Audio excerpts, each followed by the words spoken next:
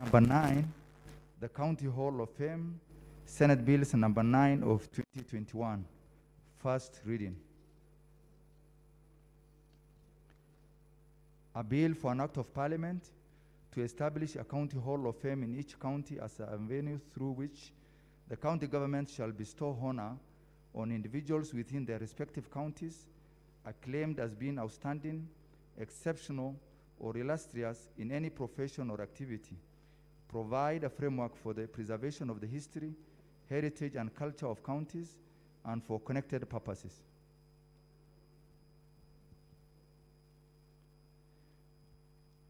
Order number 10, the Office of County Printer Bill, Senate Bills number 13 of 2021, first reading. A bill for an act of parliament to establish the Office of County Printer in each county to provide for the functions, mandate, management, and administration of the office, and for connected purposes.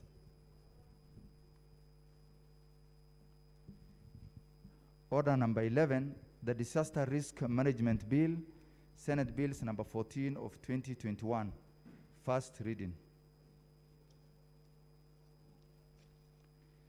A bill for an act of parliament to establish the National Disaster Management Authority and County Disaster Risk Management Committees to provide a legal framework for the coordination of disaster risk management activities and for connected purposes.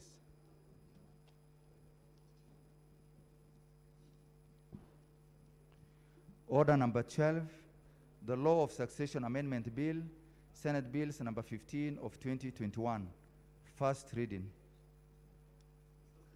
A bill for an act of parliament to amend the Law of Succession Act and for connected purposes. What's your point of order?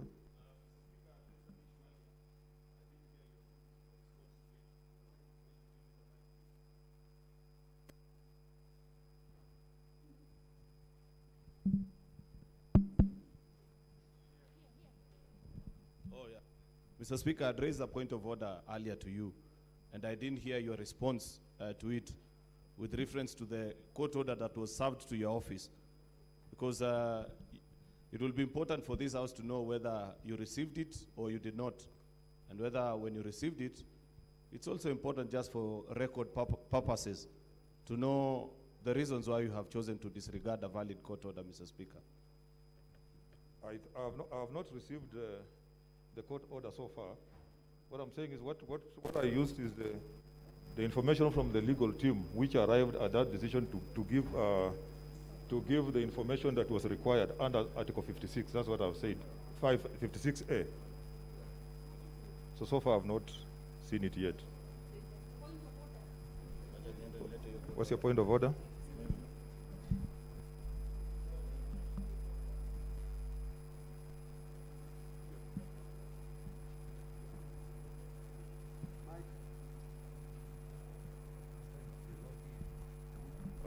Relog in. Oh, okay. Sorry. I don't think is it on?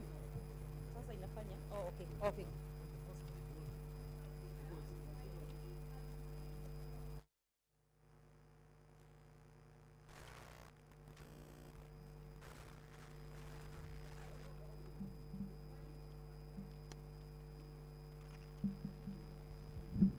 Okay, sorry.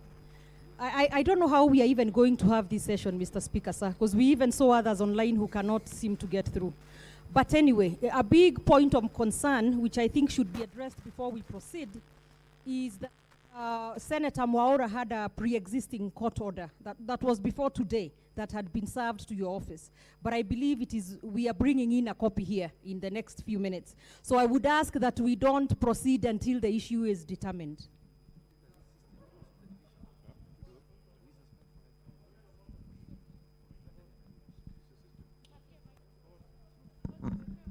What's your point of order? Point of order. Just a minute. There's a point of order from Pareno.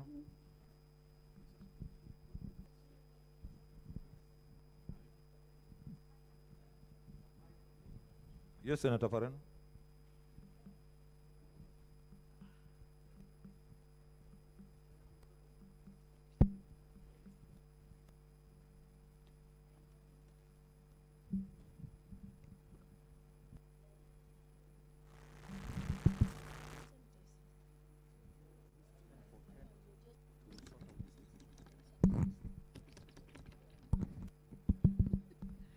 Mr. Speaker, it is unfortunate that we have to discuss probably what has happened to Senator Mwaura.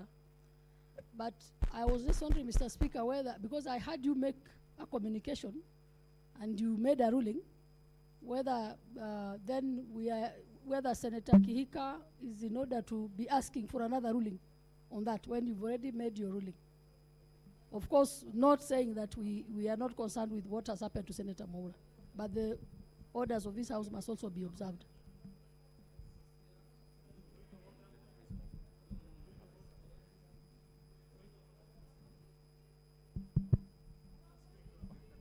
Just a minute. My system order.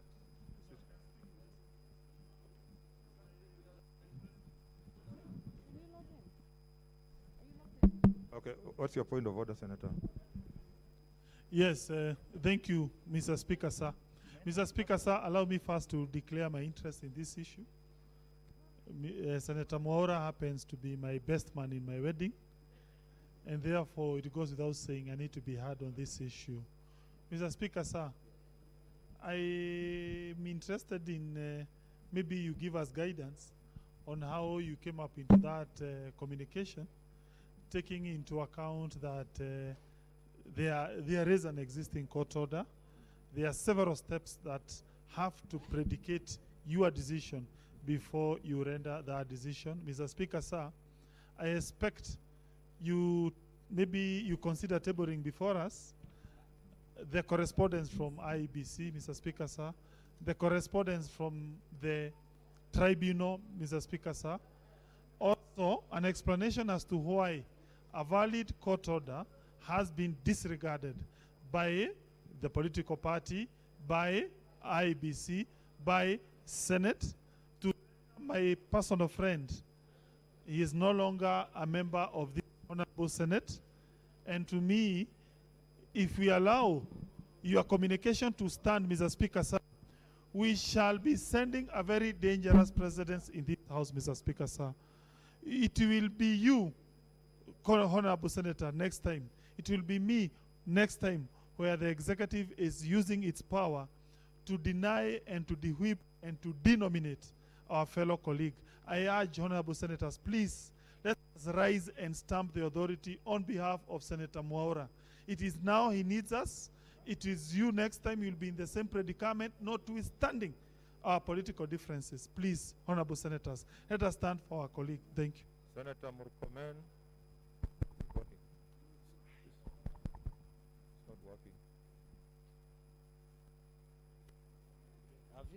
Just a minute, the system is... I was calling Senator Murkomen, not you. Virtual.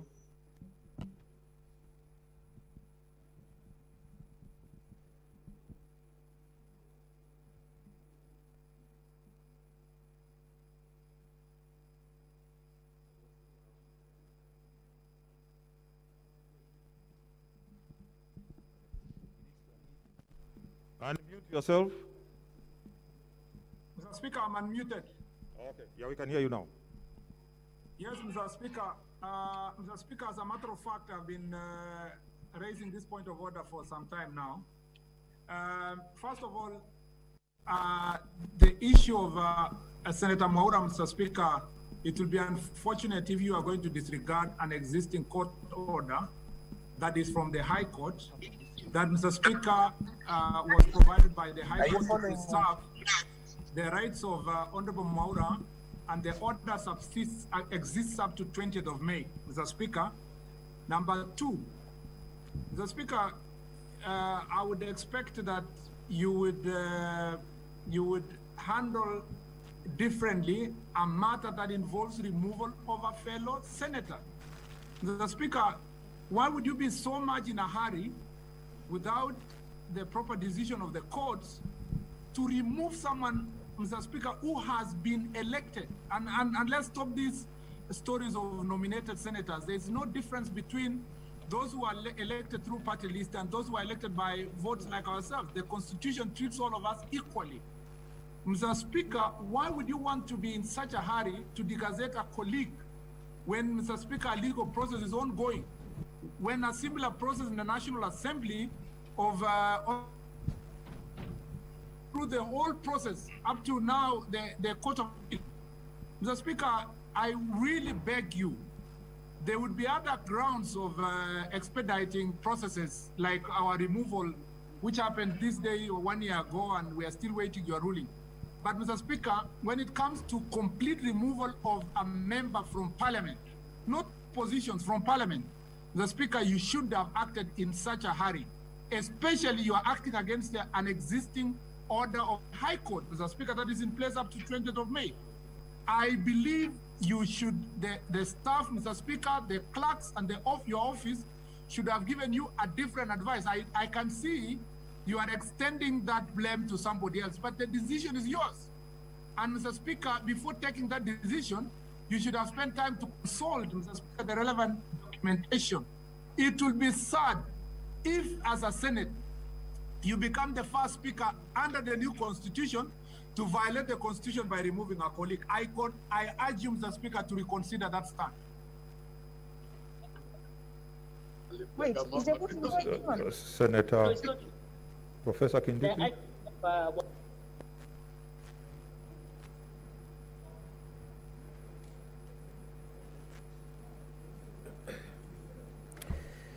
Mr. Speaker, sir, with tremendous respect, I request you to make your own decision, and there is nothing inferior or nothing untoward if you considered or reconsidered your own decision, Mr. Speaker. In the matter of Senator Isaac Mwaura, Mr. Speaker, this is the first time in the history of Kenya when a member of the House has lost office through this process. Secondly, Mr. Speaker, I know arguments have been made about the court order. I concur with those arguments, except to say that this is the only area where I concur with courts injuncting Parliament, because I've already made my positions clear on injunctions and the two arms of government, the legislature and the executive. I have always argued, Mr. Speaker, in the past, in the present, and in the future, that the judiciary cannot inject Parliament in its legislative role. But in quasi-judicial or administrative roles, injunctions are quite legal. So, Mr. Speaker, if there's a court order, it needs to be complied with. Number two, Mr. Speaker, I see no hurry in chasing you away a colleague, because you are the Speaker of this House. So Senator Mwaura is our colleague, is your colleague. And finally, Mr. Speaker, I want to go on record that this is a travesty of justice, whatever decision you take. And I hope the people of Kenya are taking notice of how we are observing the constitution that they passed. And if we are disregarding this constitution, nothing will prevent us from even undermining the amendments that we are considering this afternoon. Thank you, Mr. Speaker. I beg you respectively to reconsider your decision. Senator Cherargei.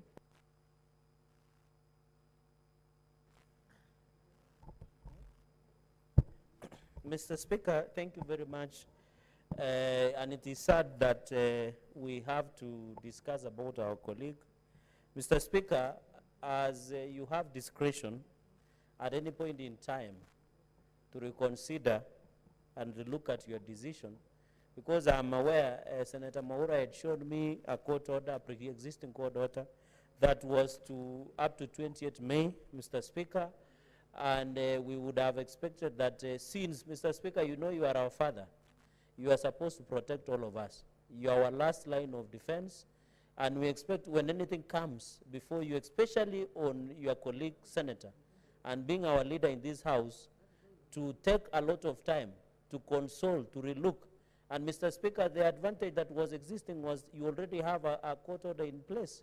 And you being a seasoned administrator, being a leader, you should have relooked at those issues that exist on the table, Mr. Speaker. Because, Mr. Speaker, if you allow this to slide, it is a threat to democracy, where when you don't agree or disagree with the opinion of your party or anybody else that has the power to remove you, they just remove you the way they wish, Mr. Speaker. And my worry goes to our colleagues who also are nominated, because they will be hanging by the thread, because they'll just be threatened.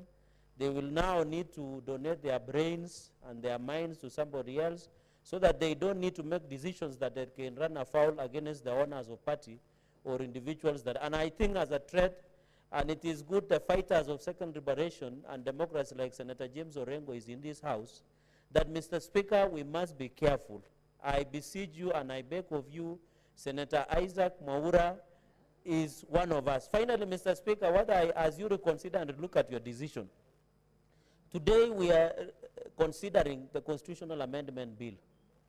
This bill, we are told, they are supposed to address issues of marginalization, the disability, the underprivileged in the society.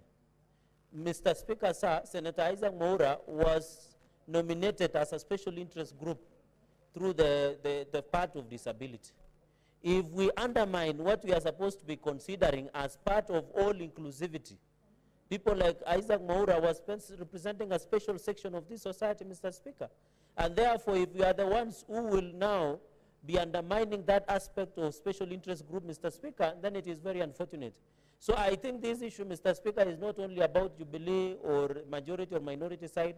I think as a house, we need to stand with one of us. Just the way we stood when Senator Mithika Linturi was arrested, Senator Langat, Senator Lilegwe, and many others, the house was suspended until the matter was heard. And Mr. Speaker, we want to congratulate you then, because you always stood on our best interest as a house. So, Mr. Speaker, as our father, as a seasoned administrator, and as our leader, as our line of last defense, Mr. Speaker, I think this matter is so serious, is so very important that you need to reconsider and relook at your decision, so that, Mr. Speaker, we are aware after you have communicated somebody mischievous in the IBC can go ahead and gazette Isaac Mwaura and even gazette somebody else, because they will be using the strength of your decision. And you know this house has the powers of quasi-judicial of a high court, where you have pronounced yourself, it can be used. So, Mr. Speaker, we beseech and beg of you that this is very important. It is one of us. We look up to you to provide appropriate guidance and ensure that justice is served and it is not travesty of justice. I thank you, Mr. Speaker. Senator Orengo.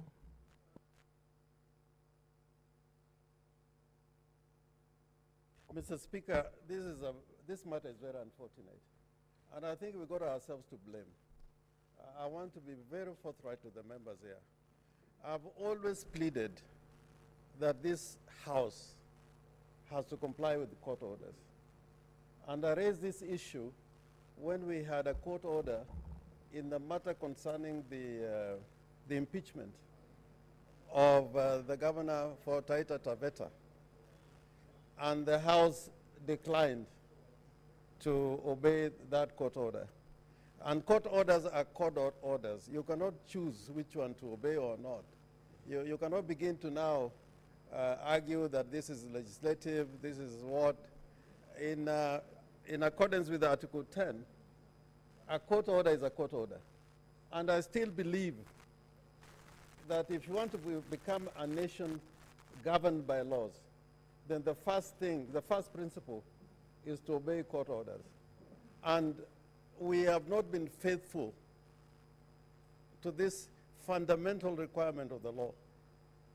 Even this Wajir case, we have got a court order. And we said Parliament cannot be injuncted.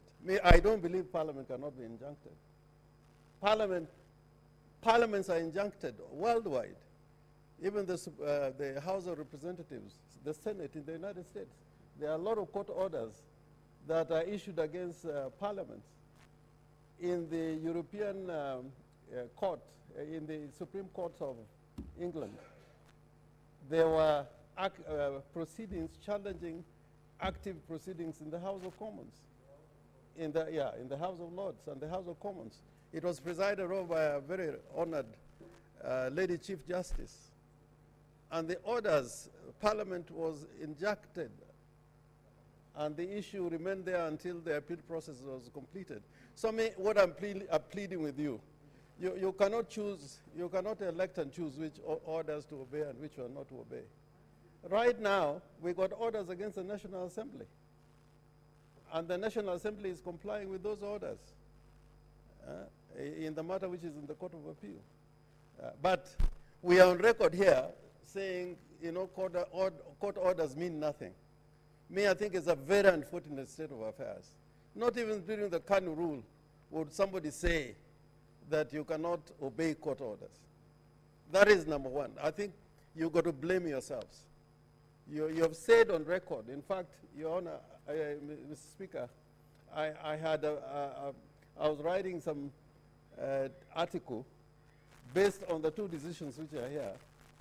And you remember Speaker Kindike made what was called a landmark ruling, where he said we cannot obey court orders.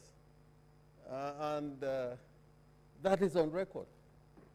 That is on record. And I believe on questions of human rights, they are so fundamental, they are so central to our system of constitutionalism, that whenever there's an allegation, even a threat to a violation of fundamental rights, the courts can intervene.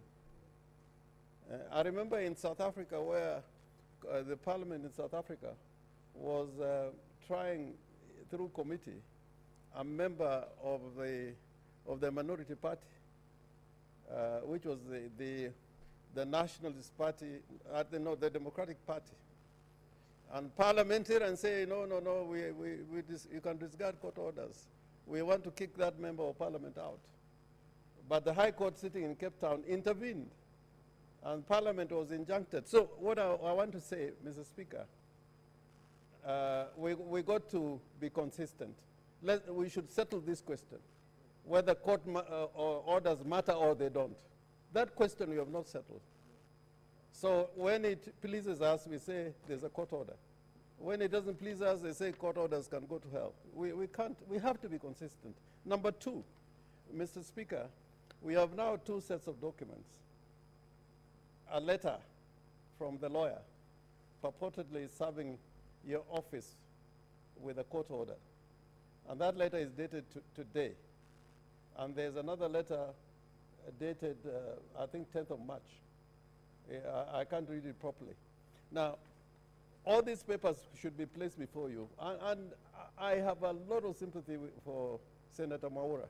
I can even go and intervene for him in court, just like I intervened in the case of Senator Wetangula when he was being removed maliciously, and in fact that one he was being removed by an order of the court, and we argued and said that the court order was not good enough for his removal, and I think Senator Wetangula would confirm that. And even this time, I am ready and prepared. Last week I made a speech here and say, you got a right to protect me and I also have to protect you.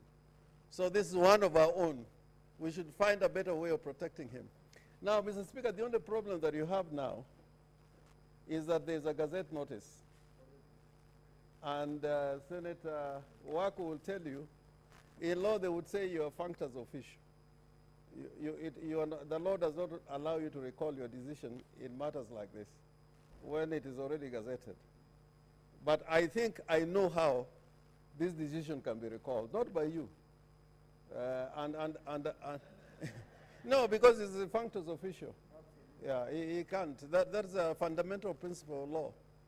Once you have made a decision, and I think Professor Ngindiki knows that in this circumstance, you're a functus officio. You cannot pretend to be doing anything. You'll be in a lot of trouble, even you, if you are to revise this decision, which you have already made and is gazetted.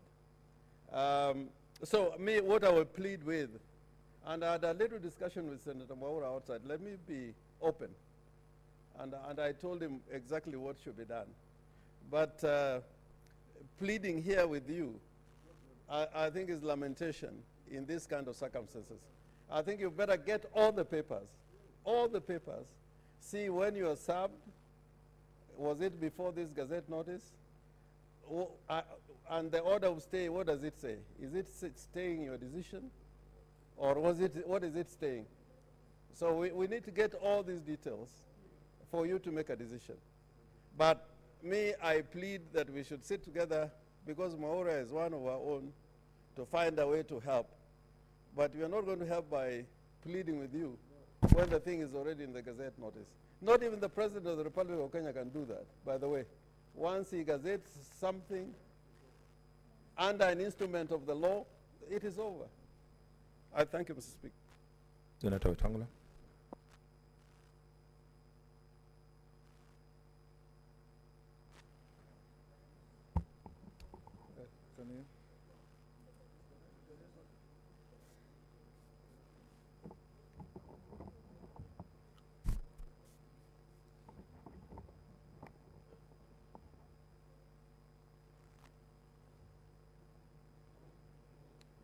Thank you, Mr. Speaker, for this opportunity.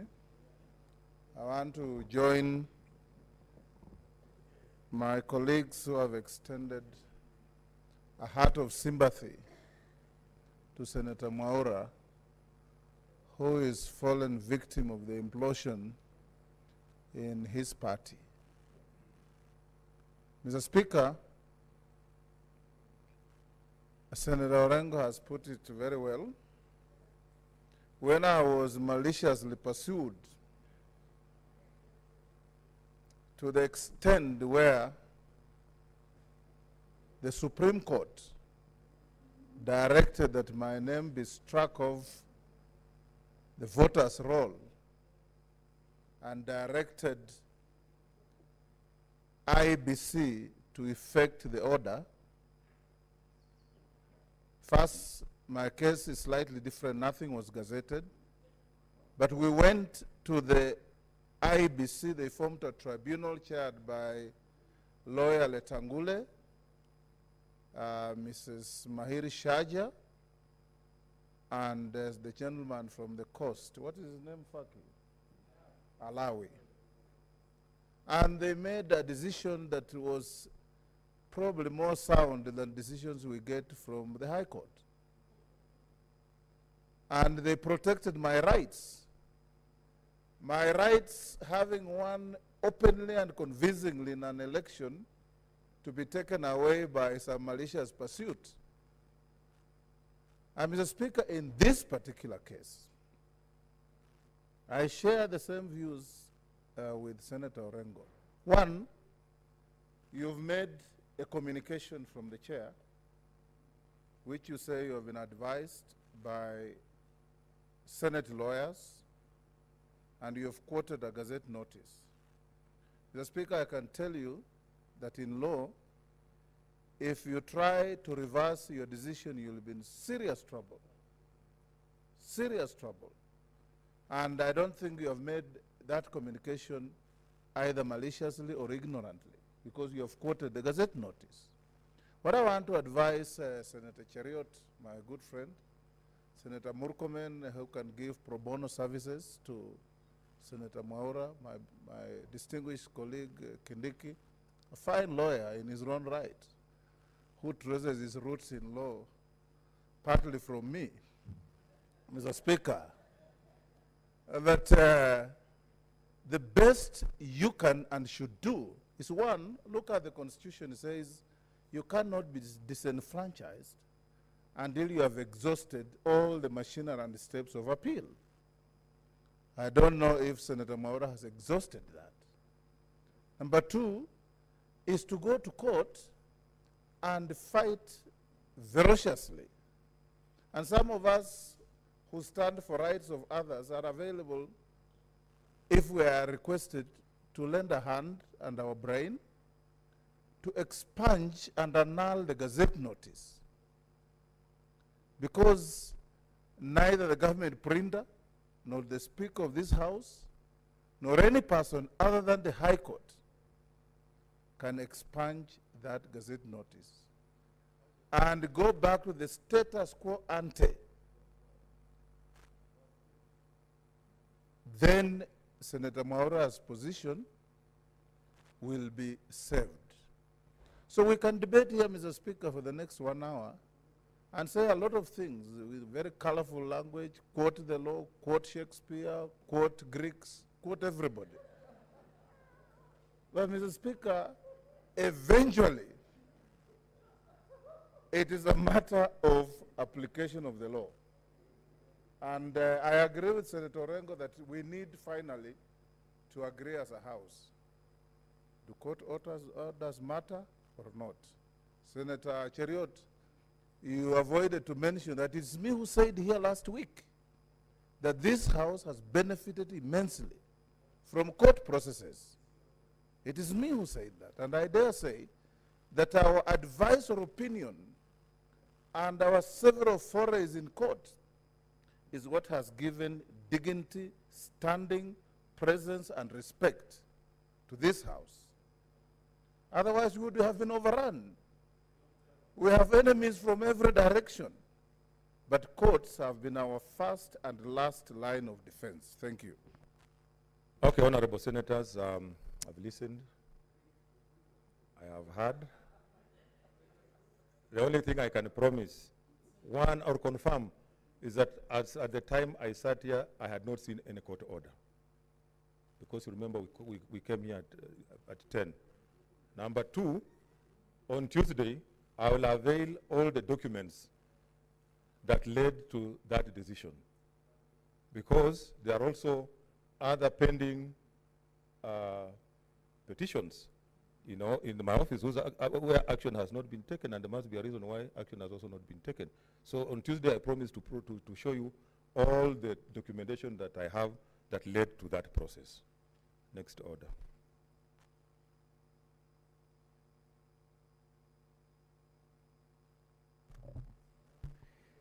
Order number 13, the prompt payment bill, Senate Bills number 16 of 2021, first reading. A bill for an act of parliament to provide for prompt payment for the supply of goods, works or services, and for connected purposes. Next order. Order number 14, Committee of the Whole, the Constitution of Kenya Amendment Bill 2020.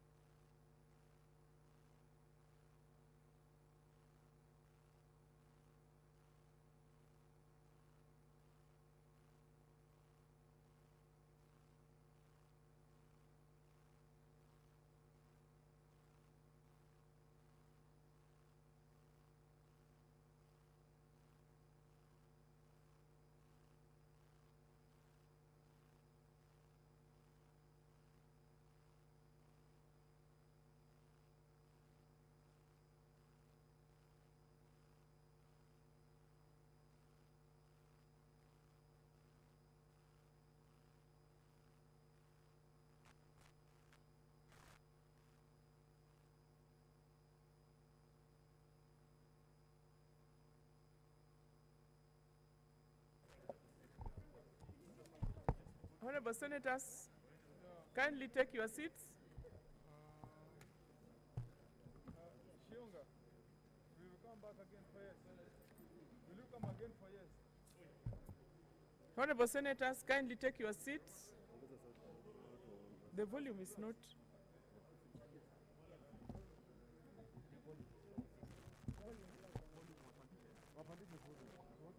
Honorable Senators, kindly take your seats. Take your seats. We are now in the Committee of the Whole to consider the constitutional amendment, the Constitution of Kenya Amendment Bill 2020. Kindly take your seats.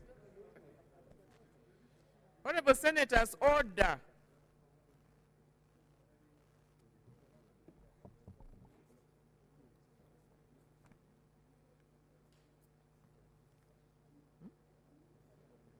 Yeah. Clauses 2, 3, 4, 5, 6, 7, 8, 9, and clause 10. I propose the question that clauses 2 to 10 be part of the bill. I put the question that clauses 2 to 10 be part of the bill. Division at the end. Clauses 11, 12, 13, 14, 15, 16, 17, 18, 19, and clause 20. I propose the question that clauses 11 to 20 be part of the bill. I put the question that clauses 11 to 20 be part of the bill. Division at the end. Clauses 21, 22, 23, 24, 25, 26, 27, 28, 29, and clause 30. I propose the question that clauses 21 to 30 be part of the bill. I put the question that clauses 20 to 30 be part of the bill. Division at the end. Honorable Senators, kindly, if you need to communicate, kindly do it in Senator Malala and Senator Kajwang. We need some order, please. Next order. Clauses 31, 32, 33, 34, 35, 36, 37, 38, 39, and clause 40. I propose the question that clauses 31 to 40 be part of the bill. I put the question that clauses 31 to 40 be part of the bill. Division at the end. Clauses 41, 42, 43, 44, 45, 46, 47, 48, 49, and clause 50. I propose the question that clauses 41 to 50 be part of the bill. I put the question that clauses 41 to 50 be part of the bill. Division at the end. Clauses 51, 52, 53, 54, 55, 56, 57, 58, 59, and clause 60. I propose the question that clauses 51 to 60 be part of the bill. I put the question that clauses 51 to 60 be part of the bill. Division at the end. Clauses 61, 62, 63, 64, 65, 66, 67, 68, 69, and clause 70.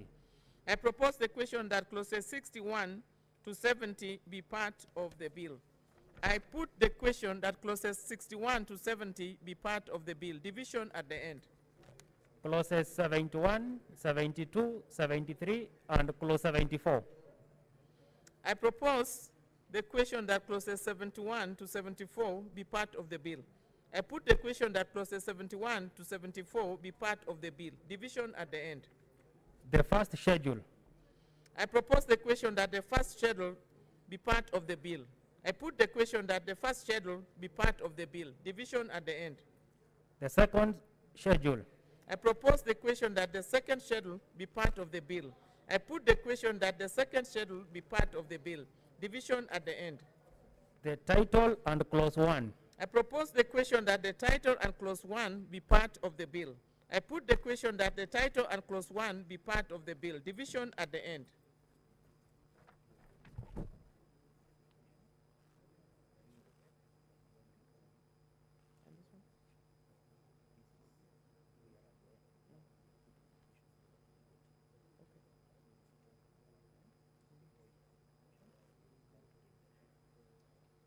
Honorable Senators, we are at the end of the clauses.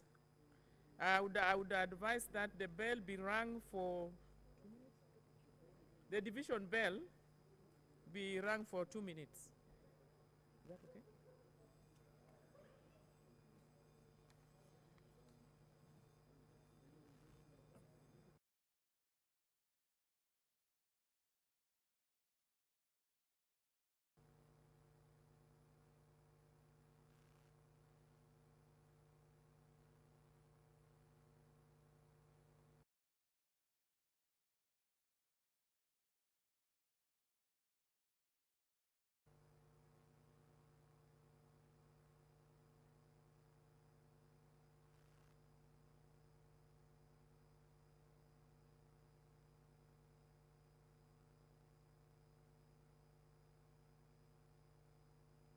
Senator Harigura Godana.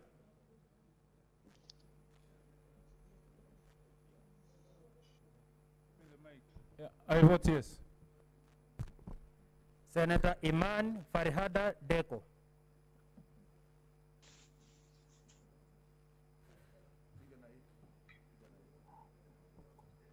Madam Chair, I vote no.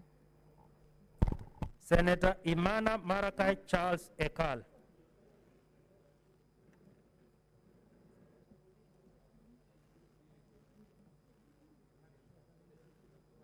Senator Inima Gertrude Musuruve.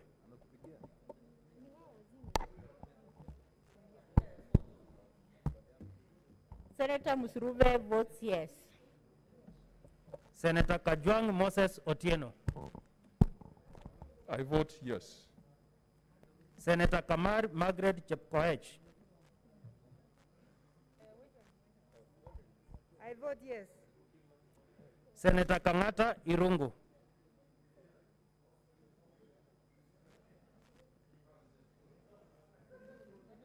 Mr. Chair, Madam Chair, Moranga should have gotten 3 new constituencies, so I vote no.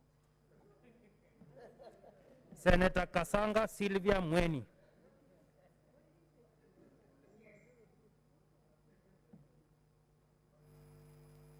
Senator Halim George. Madam Chair, can I be heard?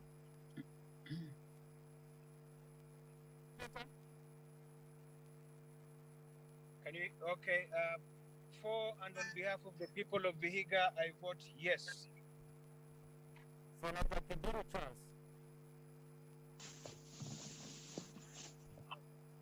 Sir Charles votes yes.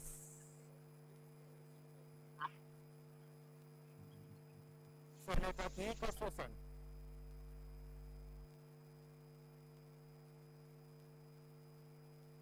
Senator Kiburu Charles.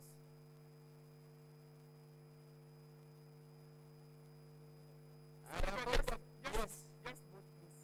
Senator Charles Kibru votes yes. Senator Kihika Susan.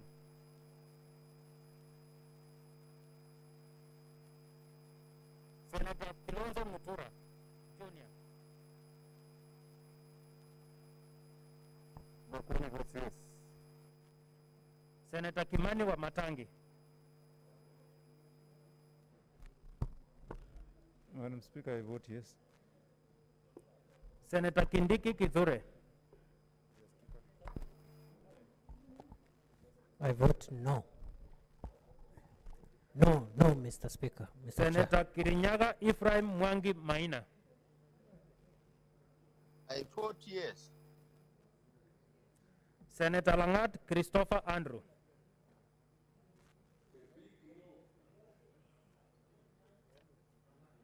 Senator Lelewel Tumbesi.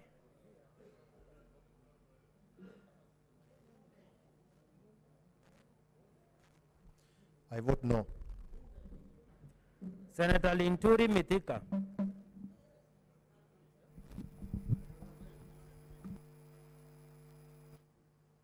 Mr. Chairman, I vote no. Senator Lejipkip Anwar.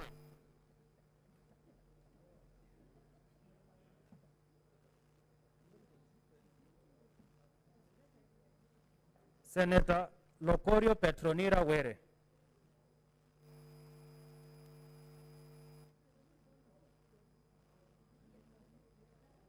Senator Mazayo Stewart Mwashiru. I vote yes. Senator Mahmoud Mohamed Maalim. I vote yes. Senator Makori Beatrice Kwamboka.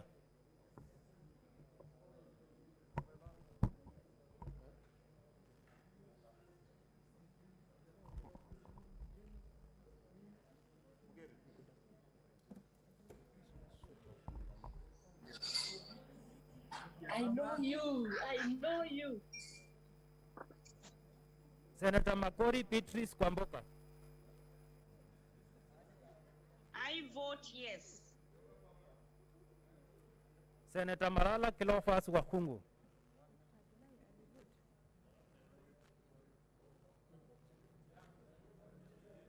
I vote yes. Senator Masisa Naomi Shiyonga. Madam Chair, I vote yes. Senator Mbito Michael Malinga. Vote yes. Senator Mbogo George Ochiro Ayako. I vote yes.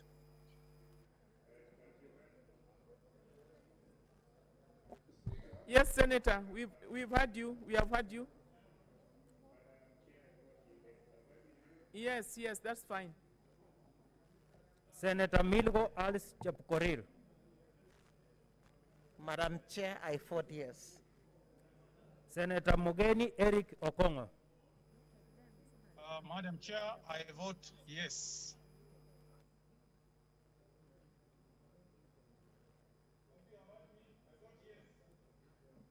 Yes, we have heard you. Senator Moi Gideon.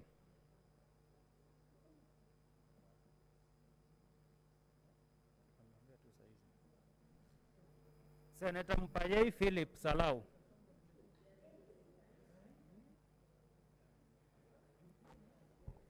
I vote yes. Senator Mugo Peth Wamboi.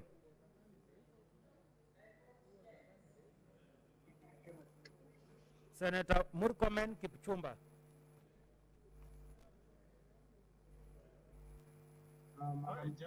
I vote no. Senator Mudhama Agnes. Madam Chair, I vote yes.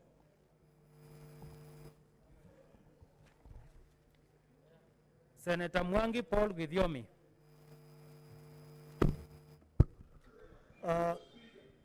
Madam Chair, I vote yes.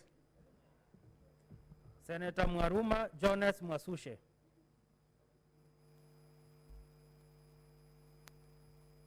Votes yes.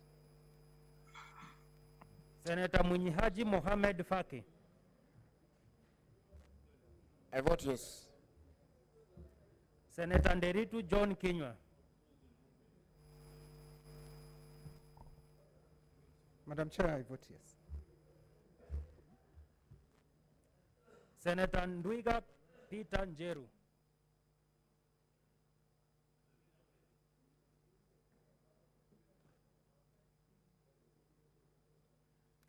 Senator Nyamunga Rose.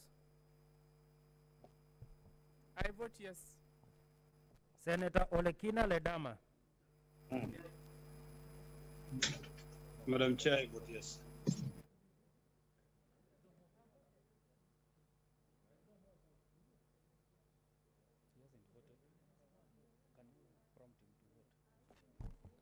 Senator Olekina, kindly vote again. We did not capture you. Kindly vote. Madam Chair, I vote yes. Senator that's Omanga okay. Millicent.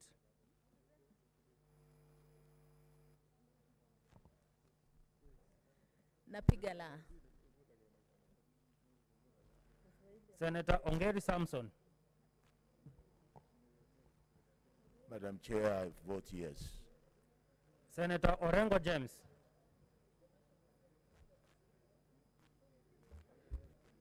Madam Chair, I vote yes.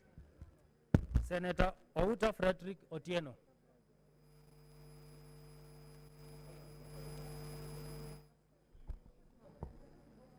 Madam Speaker, I vote yes. Senator Areno Judith. Madam Speaker, I vote yes. Senator Bogisho Samuel. Madam Chair, I vote yes. Senator Pringei Victor. Madam Chair, I vote yes. Senator Sakaja Johnson. Madam Chair, I vote yes. Senator Mary Yane.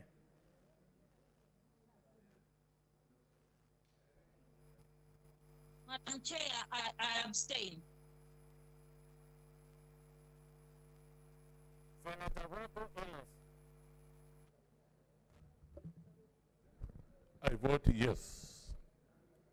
Senator Wambua Enoch.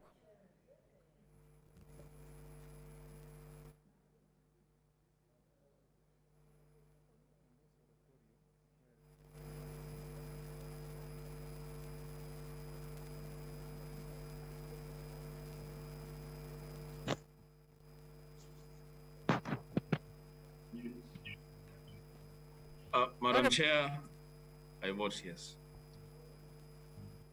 Senator Wako Naomi Jilo.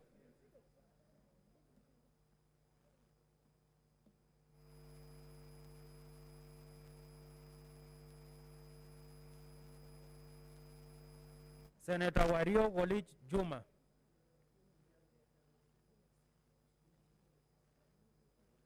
Senator Wetangula Moses. Madam Chair, I vote yes on my behalf, on behalf of Fort Kenya and the people of Bungoma. Senator Zani Agnes. I vote yes.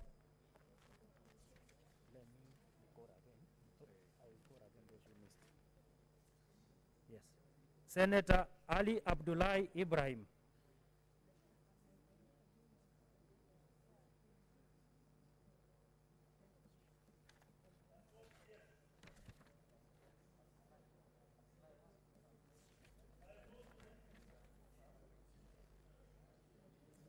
Senator Imana Malachi Charles Ekal.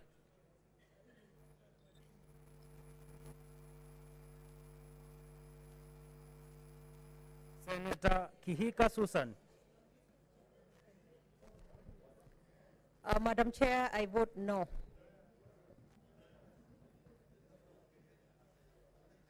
Senator Loitip Anwar.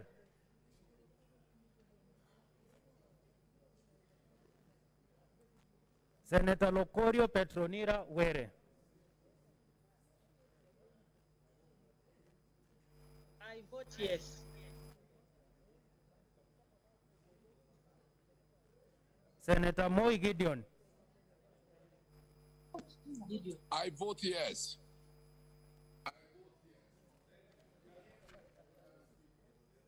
Yes, Senator, we have heard you. We have heard you. Senator Ndwiga Peter Njeru. You know what I did? I was giving you.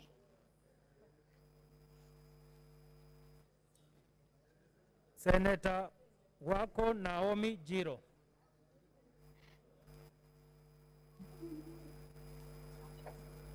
I vote yes.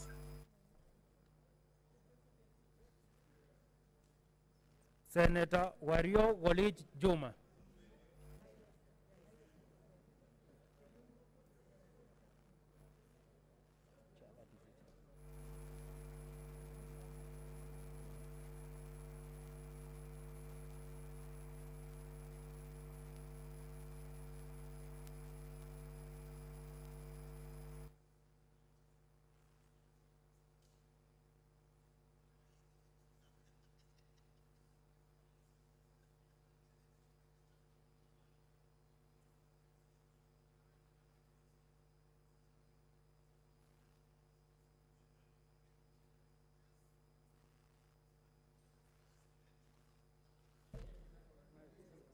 Senator Ndwiga Peter Njeru.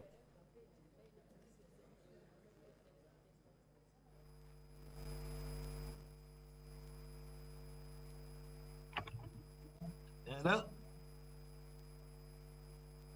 Madam Chair, I vote yes. Thank you, Senator. We've heard you. We've heard you. It's okay.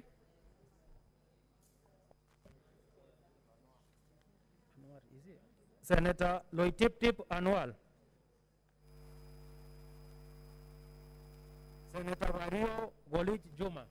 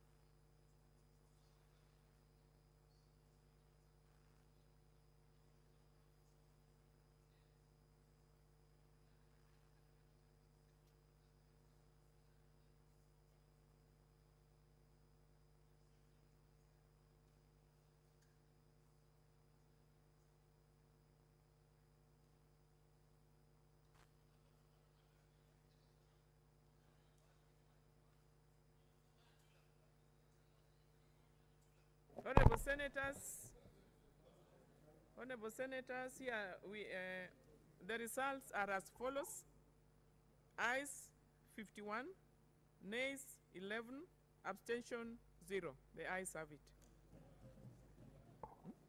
Mover. Mover, please. One abstention. Abstention is 1. Yes. So mover, please. Mover.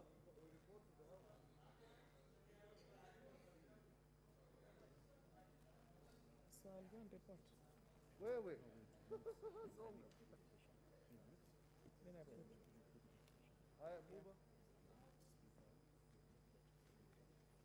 I'll report this one.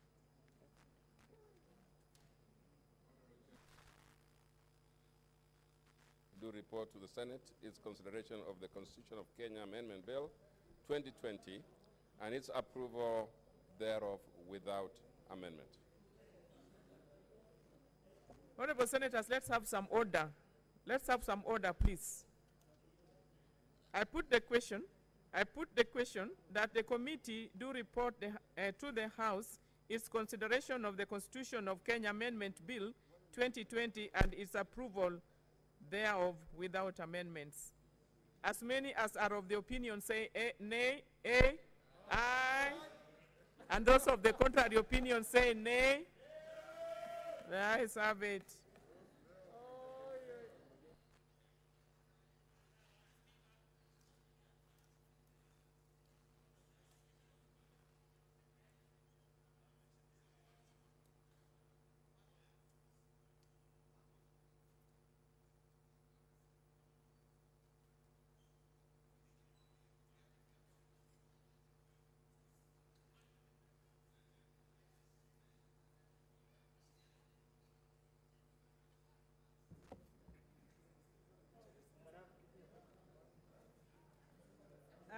Honorable Senators, order.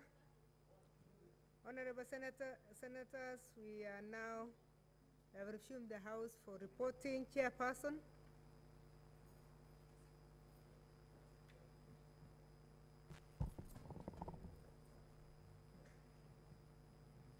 Honorable Speaker, I beg to report that a committee of the whole has considered the Constitution of Kenya Amendment Bill 2020 and its approval thereof without amendments. Mover.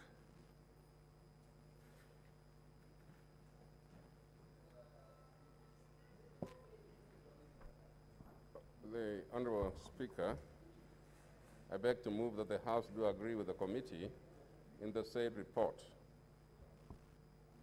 and ask Senate Minority Leader to second. Minority Leader. Madam Speaker, I beg to second. Honorable Senators, I now propose the question that the House do agree with the committee in the said report.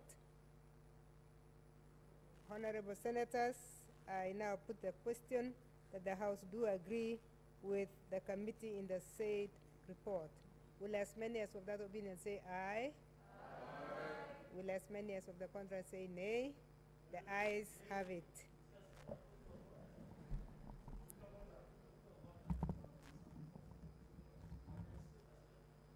What's your point of order, Senator Jerarge? Mr. Speaker, out of curiosity, Madam Speaker, out of curiosity is that there are people who are voting virtually. How will we know how they are voting? I think in future we need, and most of our supporters who are opposing the report are virtual. So, and they are online. So, Mr. Speaker, in future, I don't know how we will work with the standing orders, since we are voting virtually, and when you have, so the vote, we doubt the validity of the vote, Mr. Speaker. Madam Speaker, with all due respect. Senator Jerarge, that did not sound like a point of order. It is not, because we are a hybrid system and we have seen everybody who has voted, and there are procedures on how to vote virtually is okay. Anything else we can discuss later.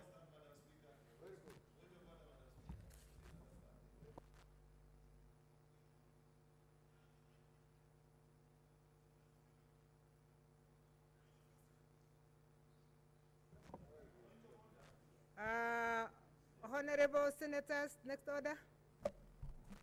Order number 15, the Constitution of Kenya Amendment Bill 2020, third reading. Honorable Senators, we are going to again go into a roll call vote. The mover.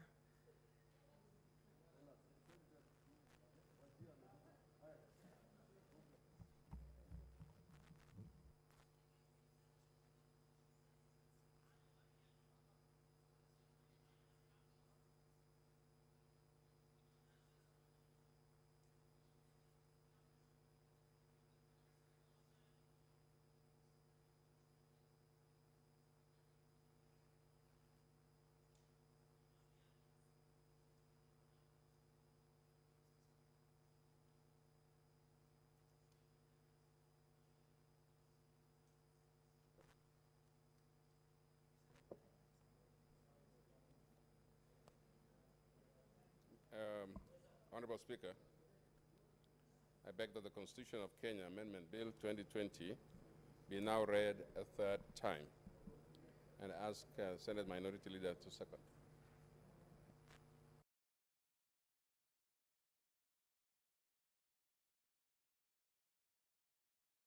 Pose the question that the Constitution of Kenya Amendment Bill 2020 be now read a third time. Honorable Senators, I will now put the question. Order, Senators, can you consult in low tone so that we can proceed?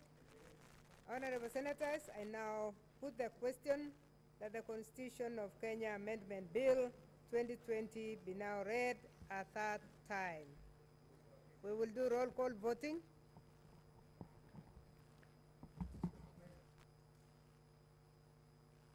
Then, can we ring a bell for 2 minutes while the tellers come forward, please?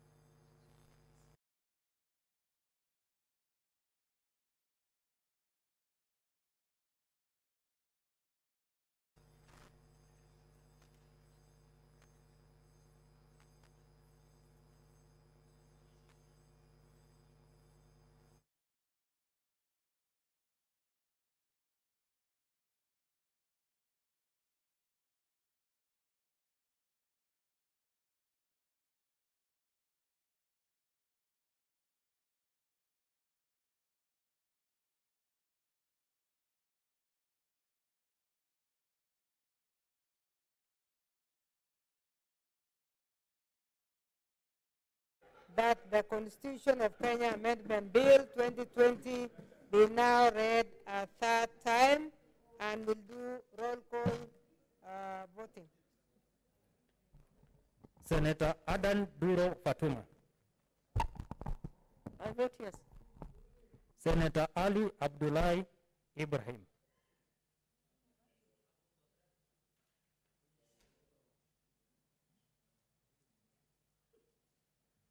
Senator Boy Isa Juma. I vote yes. Senator Chebeni Masi.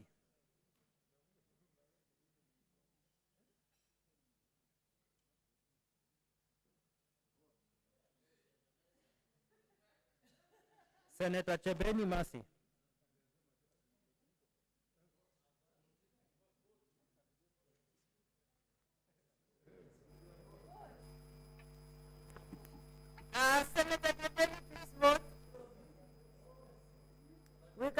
you vote?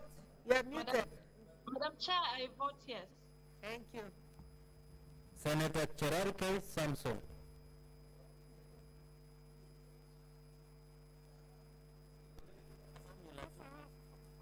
Social distance kidogo. I, Cherargei Kiprotich Samson, on behalf of the beloved people of Nandi County, and in the spirit of Koitalel Samoe and Jean Marie Soronei, I vote no to this deception. Senator Cheruiyot Aaron. Madam Speaker, on behalf of the people of Kericho, we say no to this attempt at mutilation of our constitution. Senator Gona Christine Zawadi. Madam Speaker, I vote yes. Senator Haji Abdikadir Mohammed.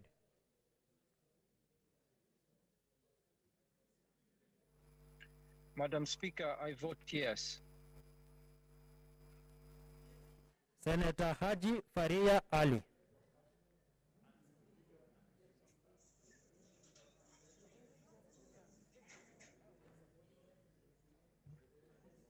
I vote yes. Senator Alake Abishiro Soka. Madam Speaker, I vote yes. Senator Harigura Godana. I vote yes. Senator Iman Falhada Deko. I vote no. Senator Imana Malakai Charles Ekal.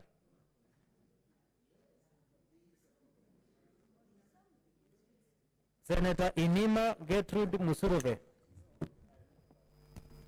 Madam Speaker, on behalf of PWDs in this nation, I vote yes. Senator Kajwang Moses Otieno. Madam Speaker, on behalf of Homa Bay County, I vote yes. Senator Kamar Margaret. I vote yes. Senator Kangata Irungu.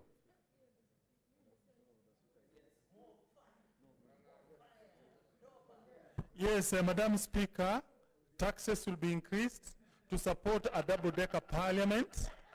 20 billion extra shillings will be needed to support new institutions which are being created by BBI, and therefore I vote no, because Murang'a businesses will be overtaxed. Senator Kasanga Sylvia. Madam Speaker, I vote yes.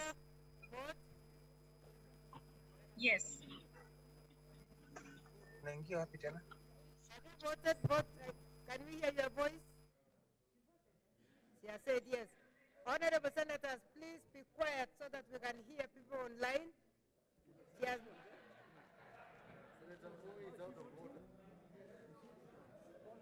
Honorable Senators. Senator Kasanga, please vote. Madam Speaker, I vote yes. Honorable Senators, please take your seats so that we can hear those online. Thank you. Senator Hanir George. Madam Speaker, for and on behalf of the great people of Vihiga, I vote yes. Senator Kibiru Charles. Can I also vote for Merus? Kirinyaga votes yes. Senator Kihika Susan. Madam Speaker, I vote no. Senator Kilonzo Mutula Jr.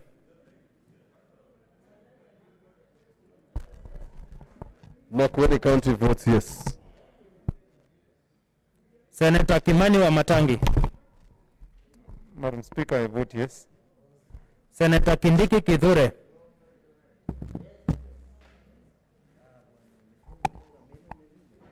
Madam Speaker, certainly I vote no. Senator Kirinyaga Ephraim Mwangi Maina. I vote yes. Can you hear me? Senator Langat Christopher Andrew.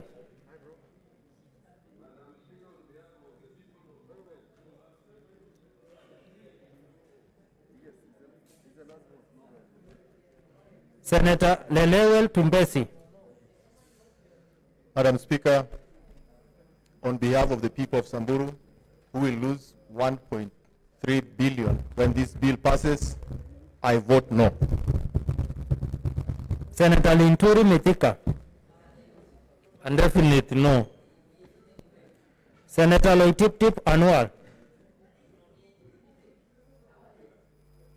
Senator Lokorio Petronira Were. Is Loitiptip online? On behalf of the women of Kenya, the people of Busia County, and the people of Baringo County, I vote yes. Senator Masayo Stewart. I vote yes. Senator Mahmoud Mohamed Maalim. I vote yes. Senator Makori Beatrice Kwamboka.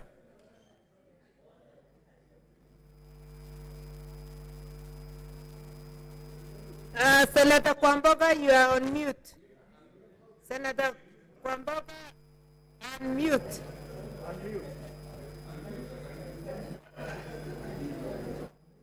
Unmute.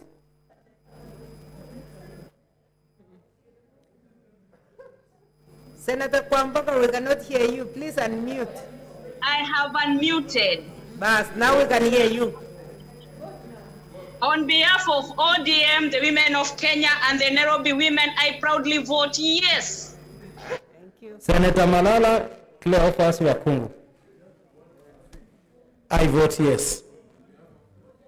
Senator Masisa Naomi Shiyonga. Come and sanitize this thing. Wale wana sanitize. Let's continue while we wait for sanitizer. Okay.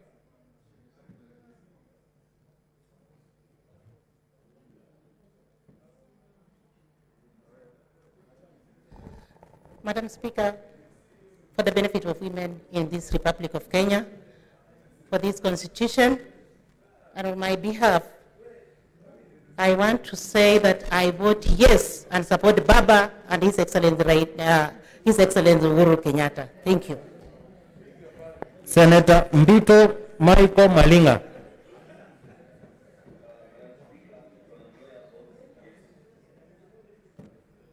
Senator Mbogo George Ochiro Ayako.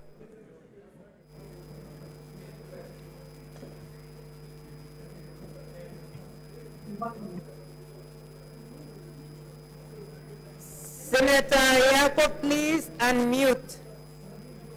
We can't hear you.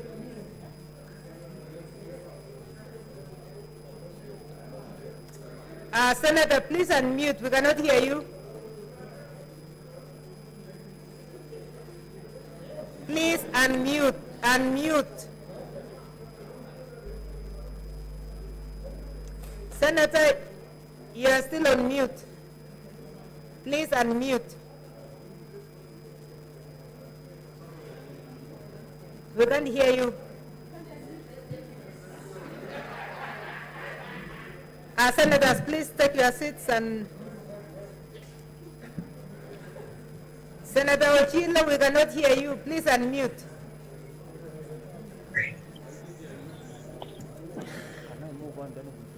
Okay, let's move on. Senator Mulgo Alice. Madam Speaker, on behalf of the great people of Bomet County, Kening Mani, and 2 new extra constituencies, I vote a big yes to BPI. Senator Mogeni Eric Okongo. Madam Speaker, on behalf of the people of Nyamira, I vote yes. Senator Moi Gideon. Senator Moi Gideon. Madam Speaker, I vote yes. Thank you.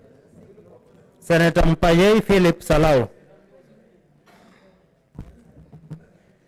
Madam Speaker, I vote yes. Senator Mugo Beth Wamboi.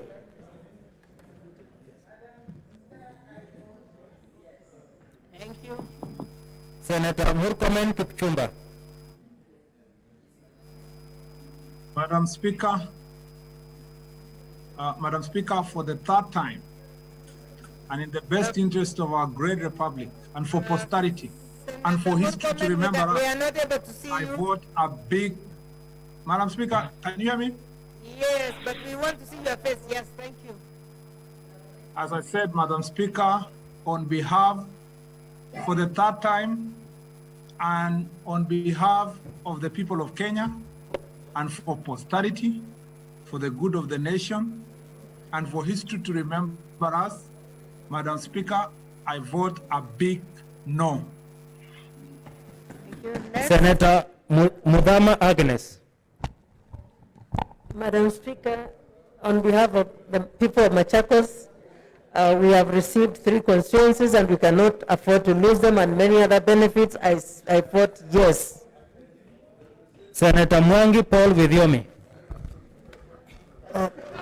Madam Speaker, I vote yes. Honorable Senators, please, your consultations must be low enough for those online to be heard. Please. Senator Ngaruma Jones Masushe. Madam Speaker, Taita Taveta votes yes. Senator Munyihaji Mohamed Faki.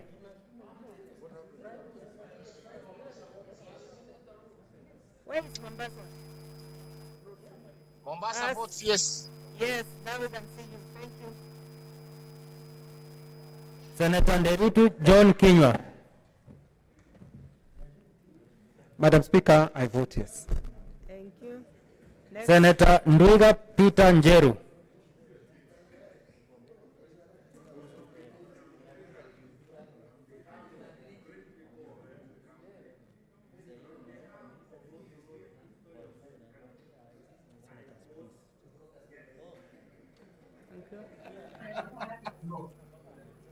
Senator Nyamunga Rose. Madam Speaker, on behalf of the people of Kisumu, I vote yes.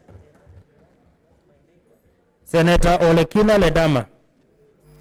Madam Speaker, once again, this being a bill by popular initiative, I'm confident that the vote of consciousness lies not with me, but with the registered voters who shall have their say in the referendum. I exercise my duty on behalf of the county of Narok by passing this bill to the voters, and thus I vote yes.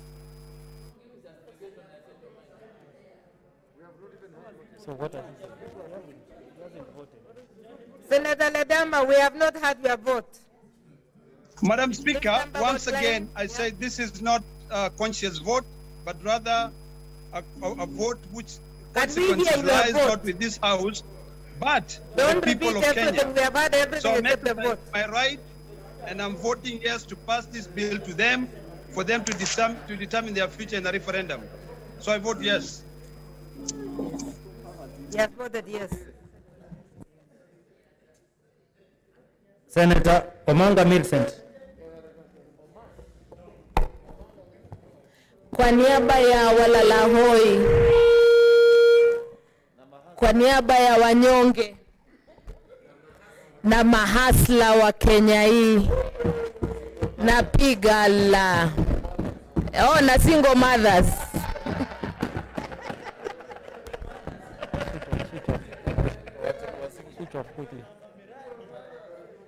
Senator Ongeri Samson. Members, order members. Order, Senator Gerard Gay, please. Can we consult in low tones so that we can complete? Senator Ongeri Samson.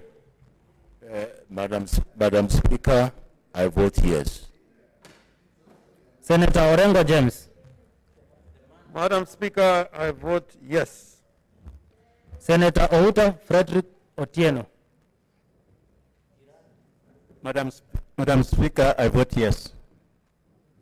Senator Pareno Judith. For the sake of Kajiado County, the women, my party ODM that believes in devolution, peace and prosperity of this country, I vote yes. Senator Provincial Samuel. Madam Speaker, on behalf of the people of West Pokot, I vote yes. Senator Pringei Victor. Madam Speaker, I vote yes. Senator Sakaja Johnson. Madam Speaker, on behalf of the 4.3 million residents of Nairobi County who deserve adequate representation, hence the 12 more constituencies. On behalf of the urban poor who deserve more resources, hence 40 billion for Nairobi, I vote yes. Senator Mary Giane.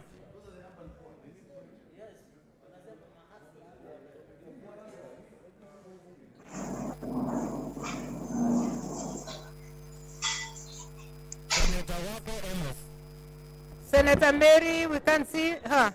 She's there. Senator Mary, please come online.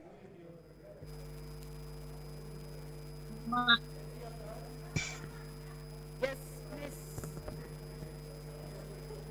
All the members. Madam Speaker, I choose to abstain. Thank you. Next. Senator Wako Amos. Madam Speaker, I vote yes. Senator Wambua Enoch. Madam Speaker, because a decision has been made that the final decision on the fate of this bill lies with the people of Kenya. So to facilitate a smooth passage of this bill to the final decision makers, Madam Speaker, I vote yes. Senator Wako Naomi Jiro. I vote yes.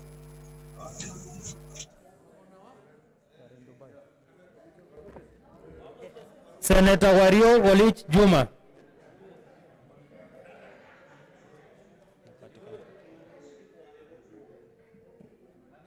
No. Can you Senator hear me? Wetangula Moses. Madam Speaker, on behalf of myself, Ford Kenya Party and One Kenya Alliance, I vote yes. Senator Zani Agnes. I vote yes.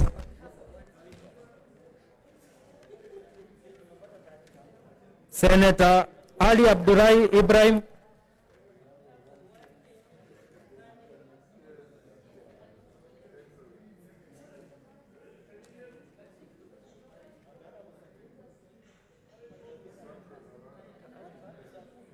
Yes. Yes. Senator Ali, you seem to be muted. No, Please I'm not unmute. muted, Madam. I don't know what's happening, but mine is yes. Why? Senator Imana Malakai Charles Ekal.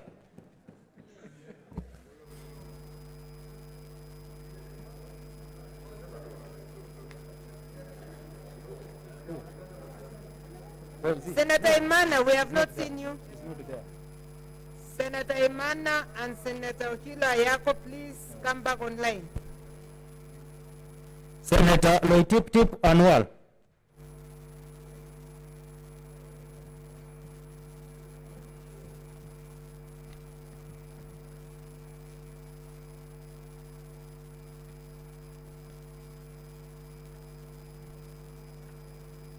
Senator Mbogo George Ochiro Ayako. Madam Speaker, can you hear me? Yes, now we can hear you. Madam Speaker, I, Dr. Mbogo George Ochilo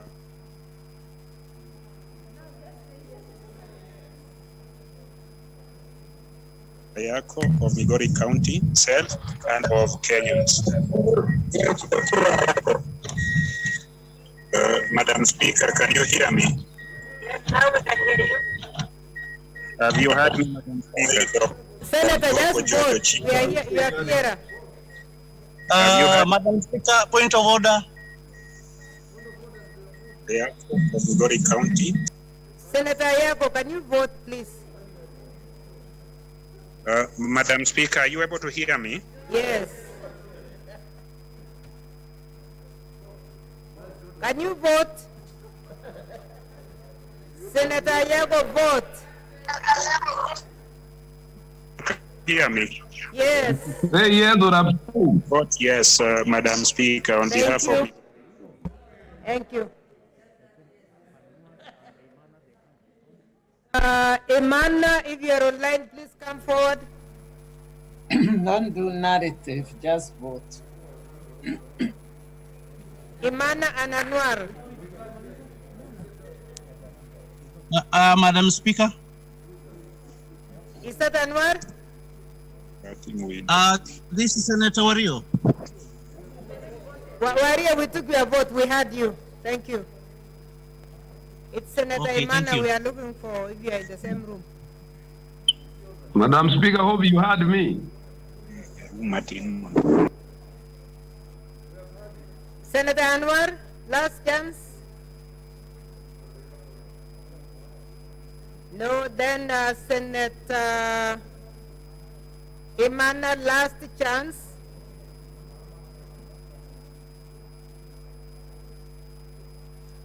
I think we just proceed.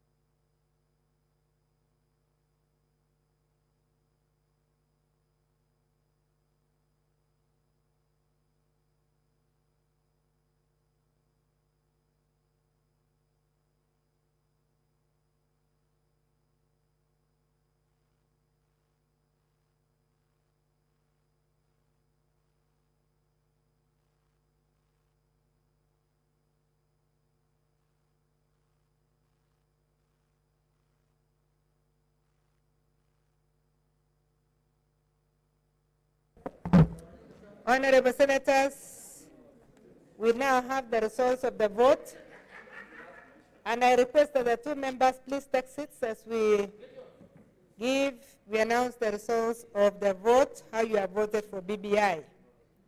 Honorable Senators, the ayes 51, the nays 12, abstention 1. The ayes have it. A bill for an act to amend the Constitution by popular initiative. Thank you. I see a point of order from Senator Ongeri. Speaker, I just wanted to comment that we've done this voting in solidarity with what we think the BBI is putting on the table. And I plead at this stage, Madam Speaker, that we have made some very relevant comments, particularly in my area where we brought out one of the most deserving constituencies that needs to be split into two, that's Bobat's constituency. And I plead that when this, both the second stage, a third or fourth stage, that may be considered as an appropriate, because it's a very large population and they will largely benefit, and they will hugely benefit from this split. And it will be a good thing to do, because both in terms of statistics, Kenya National Bureau of Statistics, in terms of proposal, that was captured, and we'll be very happy to see that captured in the forward. Thank you, Madam Speaker. Thank you. Last point of order is from Senator Mogeni. Did I see something, Senator Mogeni? Yes. Yes, Madam Speaker, I just wanted to give some words of comfort to my good friend, Senator Professor Sam Ongeri, that once we have enacted this bill, it will go as it is, but maybe in future, in another 10 years, when we review the constituencies, maybe we can think of Kisii. But this one now is cast in stone, Prof. It will go as it is. Thank you, Madam Speaker.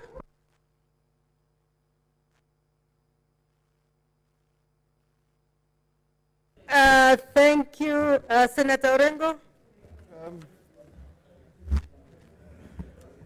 Madam Speaker, I want to thank the House for passing this bill and say that there are a lot of people who have very simple minds, and they do not understand sometimes these processes.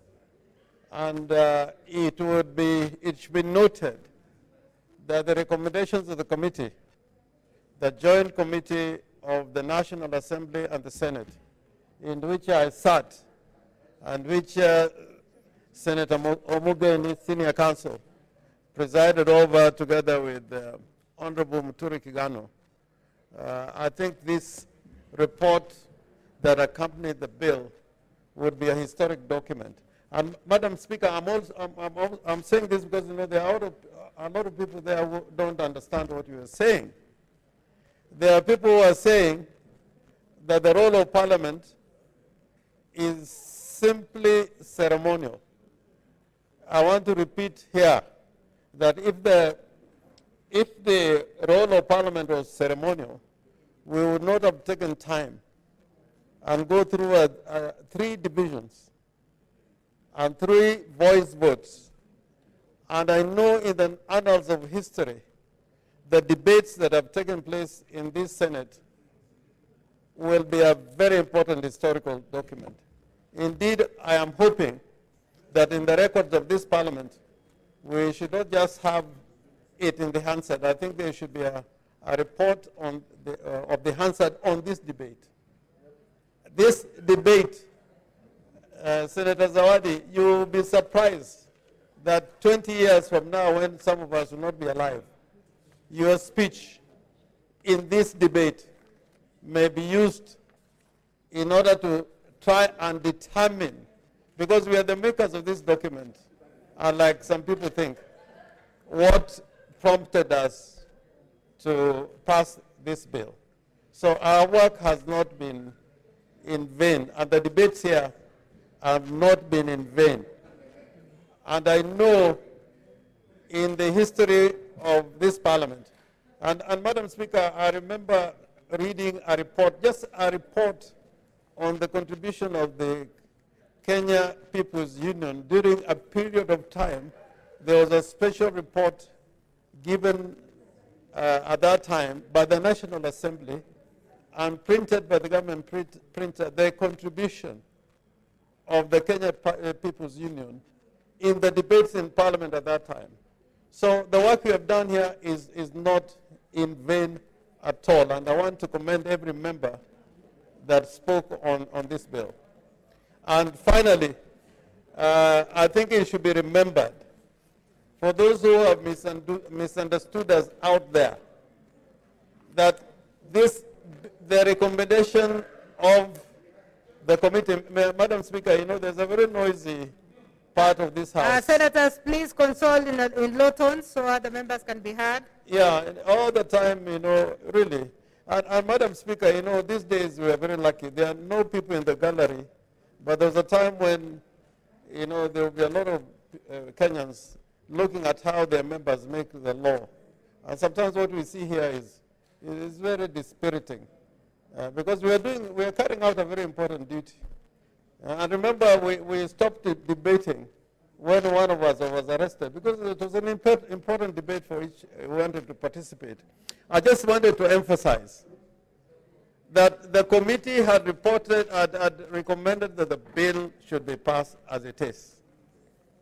And the committee had made some observations, and those observations were part of the debate. So I am hoping that after passing this bill, we have to live with it. It will be part of our history, of our contribution to this country, and the courts will try to determine what we meant and what we wanted to do through this enactment. Thank you, Madam Speaker. Thank you, Senator Kavindu Mudama. Madam Speaker, I thank you for this opportunity. I just want to say that we have passed this bill, and I'm grateful that Machakos has had 3 constituencies. But there is one area, which is Masinga, which is very sparse. I'm just praying that next time they'll be considered and given some constituencies. Thank you very much. Thank you, Senator Wetangula Moses.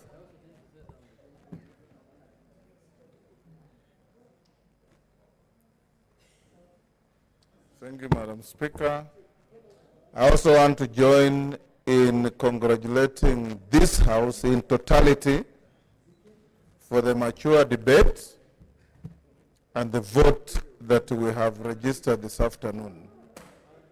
Mr. Speaker, Madam Speaker, in the history of this House, no bill has been debated as vigorously and extensively and deeply as the bill we have passed this afternoon.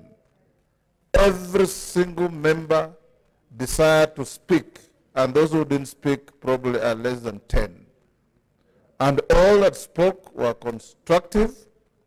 Even those that did not support the bill, like my distinguished colleague from Kericho, were very eloquent in their treatise. Senator Milo Manga is also gesturing at me to acknowledge her contribution. Mr. Speaker, Madam Speaker, and I want to say that she made very, very positive contributions. After passing this bill, Madam Speaker, there is no longer those who opposed and those who supported. It is a bill that has been passed by the House of Senate. Thank you. We carry everybody on board. We may not have gotten everything we wanted, but the Constitution is a living document. It's dynamic in its own nature, and there will always be another time to bring on board what was left behind or to correct what we think was excessive this time round. Let's move together as one. And I want to encourage my colleagues, Cherargei, Aaron Cheriot, Murkomen, and everybody that as we go out now to the referendum, that let's move as one. Let's unite the country and let's be each other's keeper. That is the only way Kenya will move forward. And even those who gloat in marginalizing others, when they realize that even those that are marginalizing are united with everybody, we will be able to reform each other and look at this country together. I was using my discretion for 2 minutes, so please let's not go because I'm the only timekeeper. I'm the only timekeeper on this one. Senator Gerard Gay, I'll come to you, but if you can promise me 1 minute, yeah, I'll come to you. Yeah. Thank you, Madam Speaker, for this discretion. The last. From the outset I want to tell Kenyans, as this issue moves to referendum, that if at all the Constitution is going to be amended, they should be ready for high taxation under the Bodega Parliament and many other, since the economy is in ICU. Madam Speaker, we would have expected that the process would have been more all-inclusive. But some of us are not interested in us versus them, but we leave to the conscience of Kenyans but us will continue to oppose up to mashinani. Madam Speaker, finally what I want to say is that Kenyans were looking upon this house, but fortunately 12 of us have started with the truth, and we hope in the fullness of time will be vindicated, and Kenyans should always be ready for high taxation in hard economic times. I thank you, Madam Speaker. Thank you, Senator Matsayo Stewart Mochi.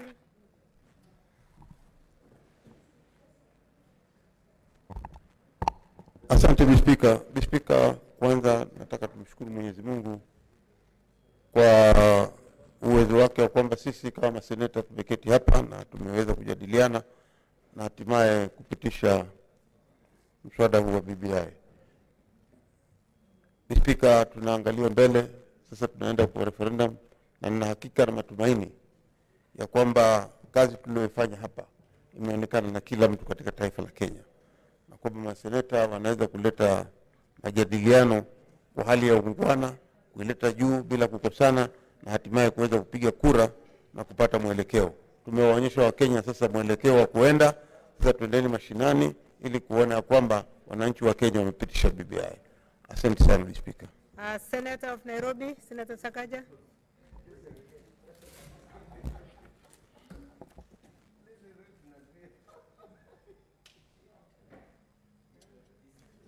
Madam Speaker, very briefly, I'd like to first of all remember Senator Yusuf Haji, who spearheaded this process.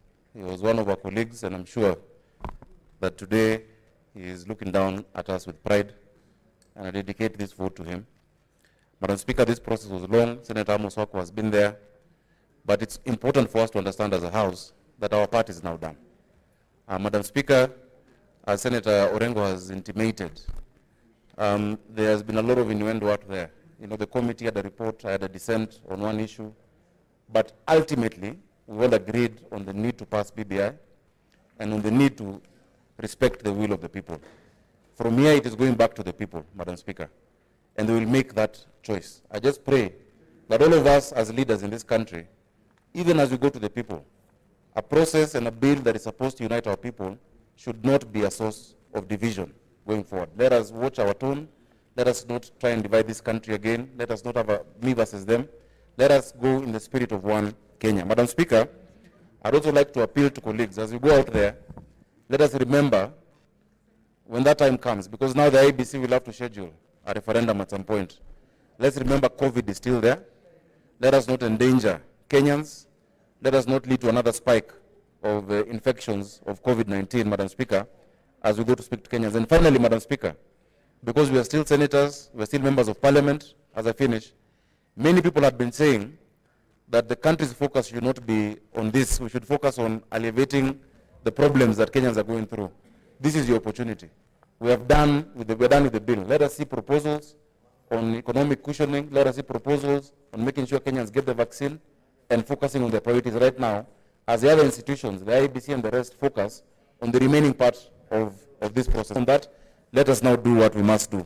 I want to thank all members who have voted, and I'm glad, Madam Speaker, that finally we've entrenched the principle of equality of the vote, that my people in Nairobi will no longer be represented, 500,000 people, by one member of parliament. For me, that is a scope, and the additional resources that will go to the counties.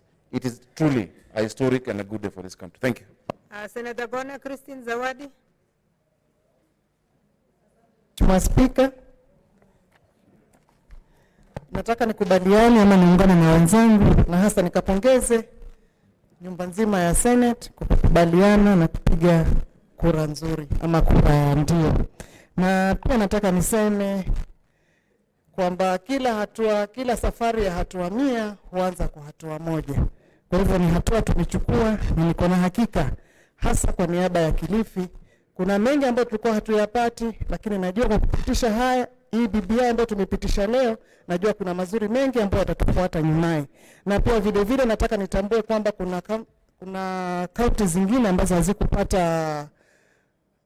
hazikupata uwakilishi ama sub county zaidi, lakini nataka niseme kila kilicho na mwanzo huwa na mwisho, na pia si kwamba tunawaonea ama hatuwapendi, ni kwamba siku haikuwa yao, lakini wakati utafika watapata. Na hata kama hawakupata sub county zingine, lakini na hakika kuna mengine ambao wameyapata mazuri kulingana na hiyo BBI.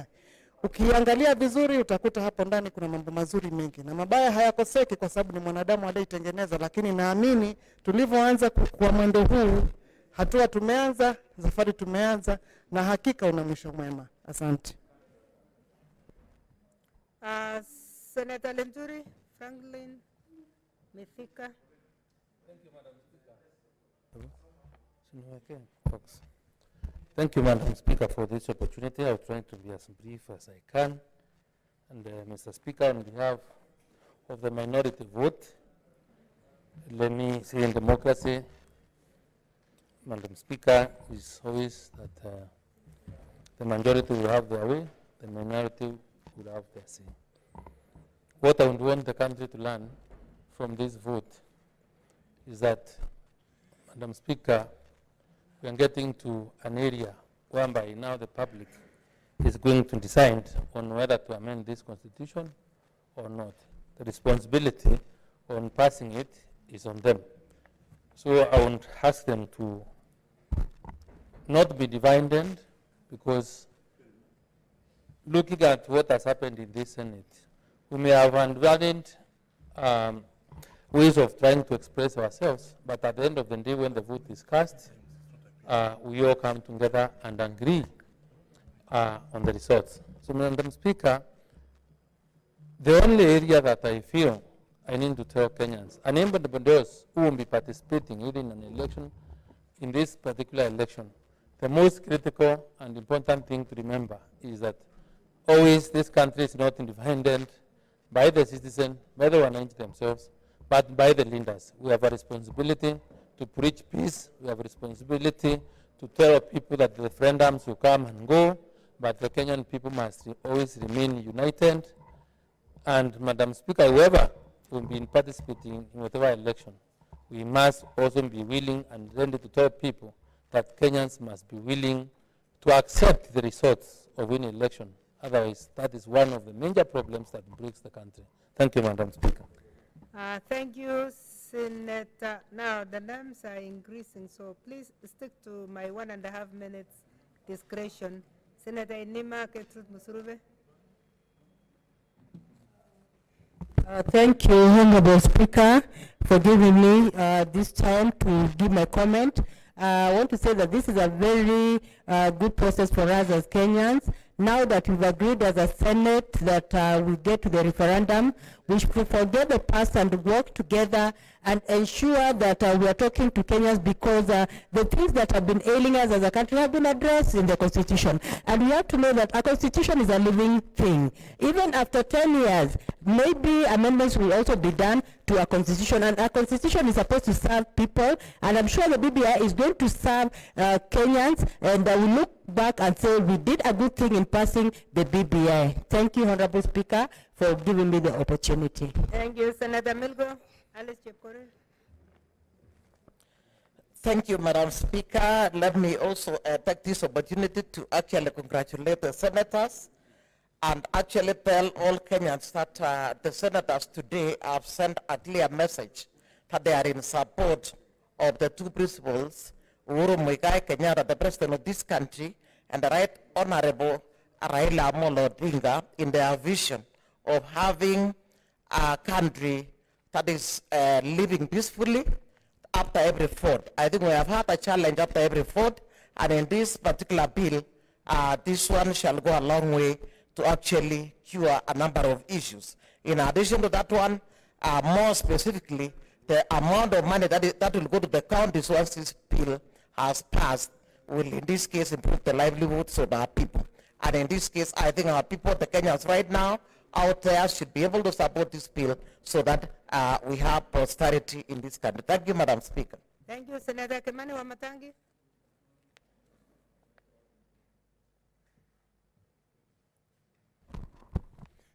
Thank you, Madam Speaker.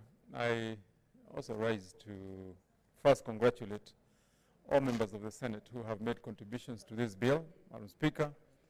and including yourselves, Madam Speaker, in the Speaker's team, for the good work that you've done in coordinating and regulating debate here, Madam Speaker. And finally to say, Madam Speaker, that it's good to exhale and go through what we've gone through, learn the lessons that we've learned. And to me, the bigger lesson is that the dynamism of the debate that we've had, the diversity of opinion, should not be a basis for us to have an enmity between us, Madam Speaker. And indeed, that now we have a clear way forward, and that clear way forward, Madam Speaker, is that this bill now is back to the owners. And the owners of this bill is the people of this country, Madam Speaker, who first through the promoters made the suggestions. And the beauty of it, in my view, Madam Speaker, is that indeed, by and large, there was something for almost everyone. Although some may not have gotten precisely what they wanted, but we would say that what is good in it outweighs any challenges that will be there, Madam Speaker. And I know, for example, Madam Speaker, like in the area where I come from, the area of Mount Kenya region, our people have been consistently for more than 30 years raising the issue of underrepresentation, Madam Speaker. And somehow this can now be addressed if and when Kenyans put their vote to this bill, Madam Speaker. We have issues, and that's how we started our one man, one vote, one shilling campaign, Madam Speaker. We believe that alongside other Kenyans who also have something to take in this bill, when the people finally decide on it, we will be better off as a country than the way we were, Madam Speaker, before we pass the bill. Thank you, Madam Speaker. Thank you, Senator. Senator Amos Wako.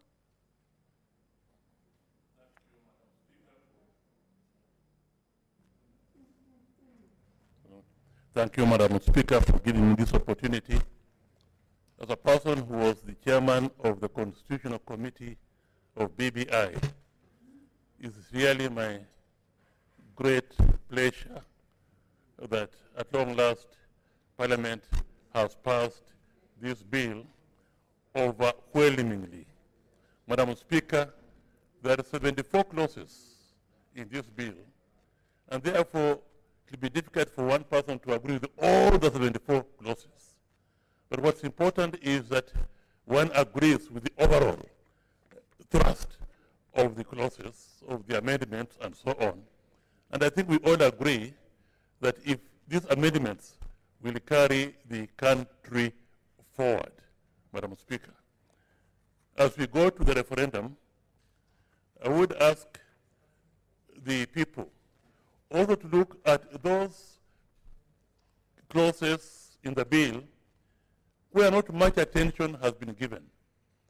Much attention has been given on political issues in the bill, the structure of the executive, but there are many, many other clauses, even which deal with the economy, which are there in the bill. Madam Speaker, one particularly clause 10A, which deals with regional integration and cohesion, clause 11A, which deals with the economy and shared prosperity, clause 18A, which deals with the responsibilities of a citizen.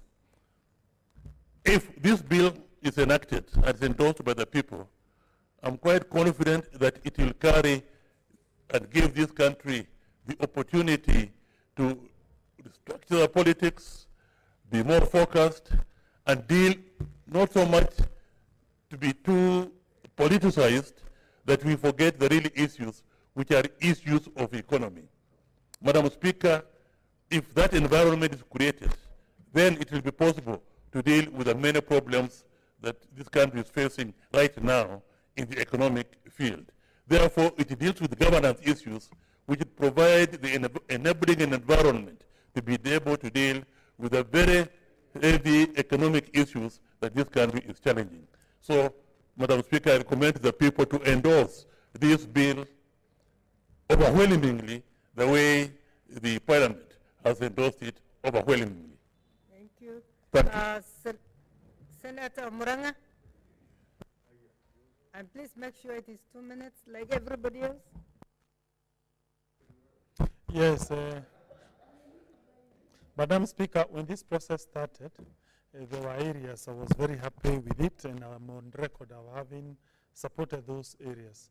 One of the most important area was World Development Fund, which was my original idea. I brought it before the Senate, it was passed, it went to the National Assembly, it got stuck there.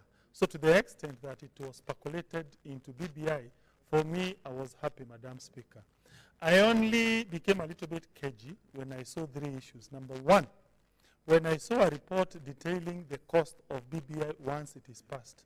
There's a parliamentary report that denotes that Kenya will suffer 20 billion extra shillings per annum once BBI passes. That includes to support the so-called double-decker parliament.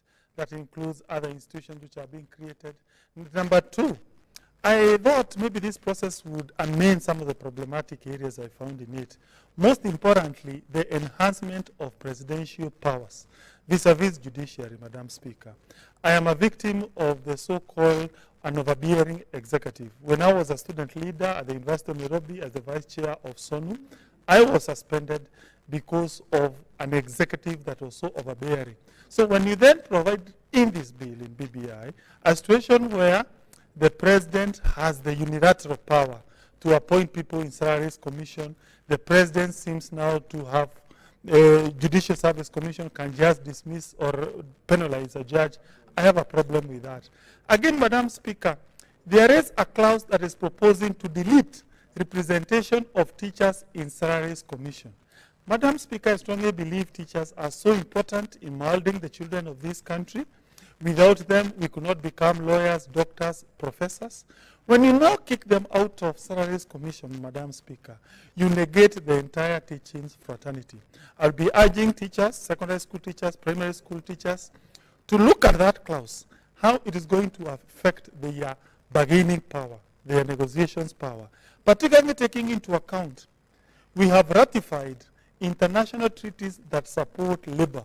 And under Article 2, Sub-Article 6 of the Constitution, those treaties are now part of Kenyan law. Finally, Madam Speaker, I think my region has not gotten sufficient constituencies. I strongly believe Murang'a should have gotten the 2 extra constituencies. Nyeri did not get a single constituencies. Nithi, also a place like Madam Speaker, Nyandarua did not get a single constituencies. This idea that Mount Kenya has been getting have so many constituencies. Senator, your time is up. We were not opening debate. We want people to thank us for being good chairs. Senator Pareno. Madam Speaker, just rise to say that I'm happy that I have participated in this making history for this country. At least we'll have left a mark that we tried our best at this particular moment. Happy, Madam Speaker, that finally we have passed it, that we will have more women legislators, we'll have better sharing of our resources, and therefore a better shared prosperity for this country because we'll have more resources on the ground. Happy that we have passed a bill that tries to deal with the winner takes it all issue in our elections because we have a new structure that is coming in. And finally, Madam Speaker, that will go into a referendum more united on this one, looking at the kind of participation that we have had and the support that we have had. I believe this country will have a better future and that we will vote yes for our destiny come the referendum. I thank you, Madam Speaker. Very much, Senator Mutula Kilonzo Jr. Thank you, Madam Speaker. I don't know whether Senator Matangi mentioned, but I think we, as whips, we owe to our colleagues who are in Nairobi, those who are out of the country, those who are out of Nairobi, a hand for listening to us. Nobody pushed you, there was no executive pushing you, and all of you participated.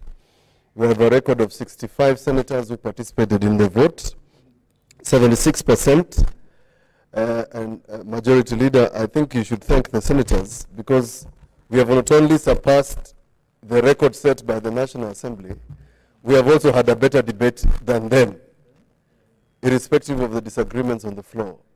2, Madam Speaker, I am now convinced, absolutely, that we should have passed some other things through the parliamentary initiative. We have done more than 2/3, both at the National Assembly and at the Senate.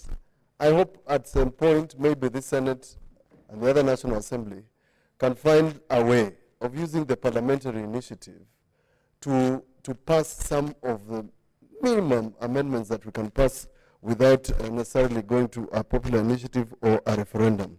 To the principals, this was a good idea to build a good Kenya. And I am proud to participate in this process. I watched the 2010 Constitution process on TV, and I'm proud to have participated in this one. Lastly, to say this, a lot of myths about Parliament and about the hold on Parliament has been demystified between this week, that we can make a decision ourselves, that we at some point think well of this country. Lastly, Majority Leader, if you can get 65 senators voting on this process, as political as it is, bring us here to discuss the attendant laws that are going to come as a result of this constitutional amendment. They're important. Two, we want to make sure that our elections are peaceful. I've repeated this. We must look at our elections and the laws that will govern our elections. Last, people are suffering. Can we discuss economic issues and matters concerning Wanjiku, Mudeu, and Atieno on this floor? Bring people here before we go home and before we go for our respective elections. I believe we can do better, and let's have a conversation around things that Kenyans think are not political driven, but people driven. But thank you, Speaker, and for your patience and guidance. Thank you. Thank you, Senator. Finally, the Leader of Majority, Senator Bokisho. Oh, your name is... How did we lose your name? Okay, let's allow Senator Naomi so that you do finally, Senator Bokisho. We want you to be the last. She has been telling for us. Oh, no. Madam Speaker, sijakasirika. Madam Speaker, thank you so much for giving this opportunity, and I'm proud that I have been the tally and returning officer for this particular process in this Senate. I stand to be commended. Madam Speaker, I want just to say that for the senators, I want to congratulate senators of Kenya for this period and for this time that you have taken just to discuss this bill. We have learned a lot as senators, and we have seen so much of the input from the report. And I want just to say, Madam Speaker, that nothing can dim the light which shines from within.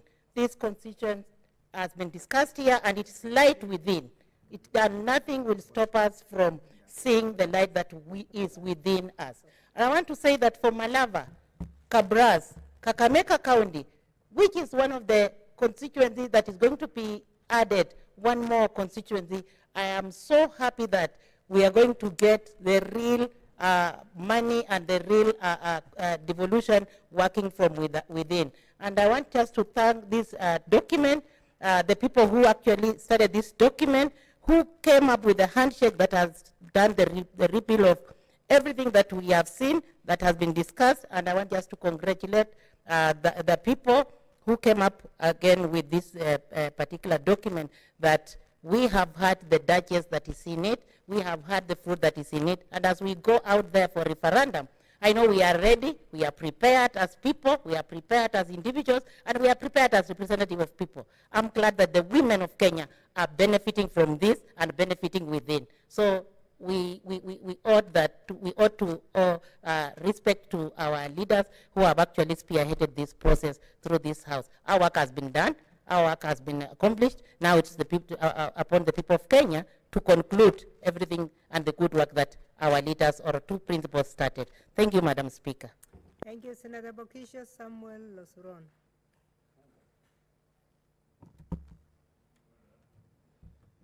Madam Speaker, you can rest assured that this is only to congratulate and to thank those who participated, which is almost everybody in this House. Madam Speaker, as has been said by Senator Mutula Kilosu Jr., a very high participation rate. Only what, 3, 4, only 2 did not participate.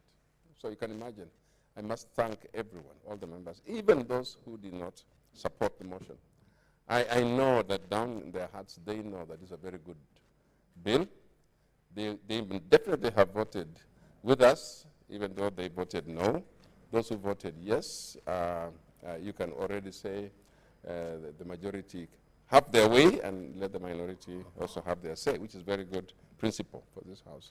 Mr. Speaker, you know, as our members here, that for them to stay this late, to stay throughout, even those who are on overseas trips and vote, you know, that means it's so important. We stated very early that this is a historic moment, and I'm glad that everybody wanted to participate. And so we want to be, just to say thank you for that. We now move to the next stage. We will always be thankful because the debate in this House has been praised. I remember, Madam Speaker, even our neighboring president, the president of the neighboring country, when she came here, said something about the debate, so she listens. I think, I purpose to think she listens more to Senate. But, Madam Speaker, we are going to ensure that the things that Senator Mutula Kilonzo Jr. said we bring here, the laws that are requiring our numbers like this should come sooner rather than later, and also as part of the fulfilling the requirements of this particular bill. This has been the BBI bill, and you must always remember that the people who started it, the handshake people, and eventually now the people who are going to campaign for it are us and other people. So let's hope to, let's begin by also saying thank you to the President of the Republic of Kenya and the former Prime Minister and all the political leaders who have supported this process, and to the members today. So I just wanted to use this opportunity to say thank you, Madam Speaker. Thank you, Senator. Thank you, Senators. That brings us to the end of the BBI report. Next order. BBI bill. And it seals the fate of BBI bill in this House. Thank you for your participation, everybody. This has been good. And your last remarks were the best. It has set a tone that we need on the ground when we go to campaign. We need to campaign together in a united manner. Next order. Order number 16, motion, debate on the address to Parliament by Her Excellency Samia Suluhu Hassan, President of the United Republic of Tanzania.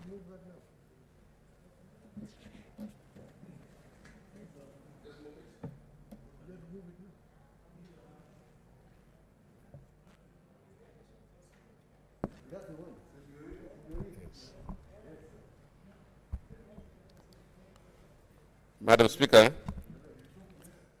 kabla sijapendekeza majadiliano haya, ningependa kupendekeza Madam Speaker kwamba ingechapishwa katika lugha ya Kiswahili hoja lenyewe, ndio tungejadiliana sisi sote katika lugha ya Kiswahili. Lakini sasa kwa sababu imechapishwa katika lugha ya Kiingereza, imenibidi mimi nikipendekeza, Madam Speaker, nirudie Kiingereza na nisome katika lugha hiyo ya Kiingereza. Lakini nashukuru kwa sababu nimeomba ya kwamba Mheshimiwa Senator wa Kilifi, ya Kilifi mwenyewe ambaye anasema Kiswahili safi ndiye mwenye ataunga mkono nikisha pendekeza. And so, Madam Speaker,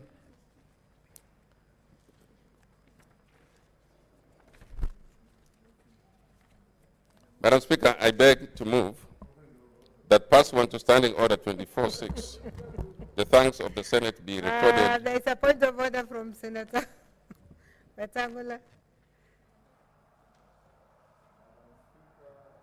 You make your bed, you must lie on it.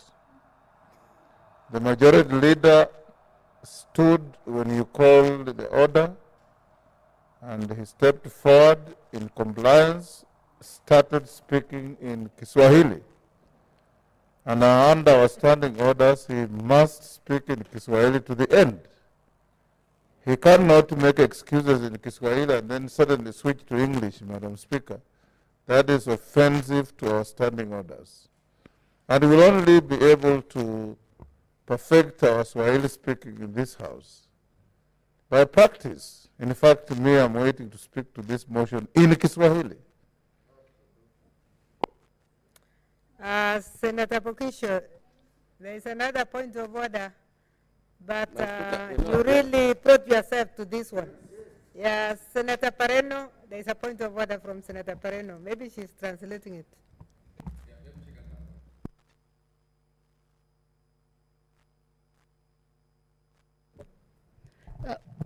Madam Speaker, nilikuwa na hoja kidogo, hoja ya nidhamu. Nilikuwa naomba Madam Speaker kama ingewezekana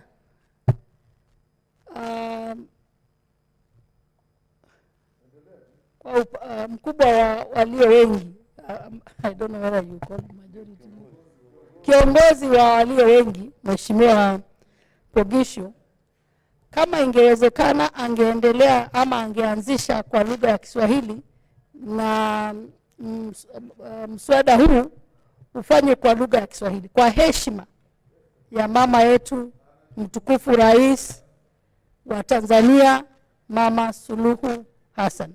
Ingefaa sana kwa sababu ya kupendelea vile alizuru nchi ya Kenya, na kwa heshima ya lugha yao na lugha yetu ya Kiswahili, na kwa heshima kwa heshima ya lugha ya Afrika Mashariki ambayo ni Kiswahili pia, kama angeweza kuongea kwa lugha ya Kiswahili. Another point of order from Senator Mutula Kilonzo.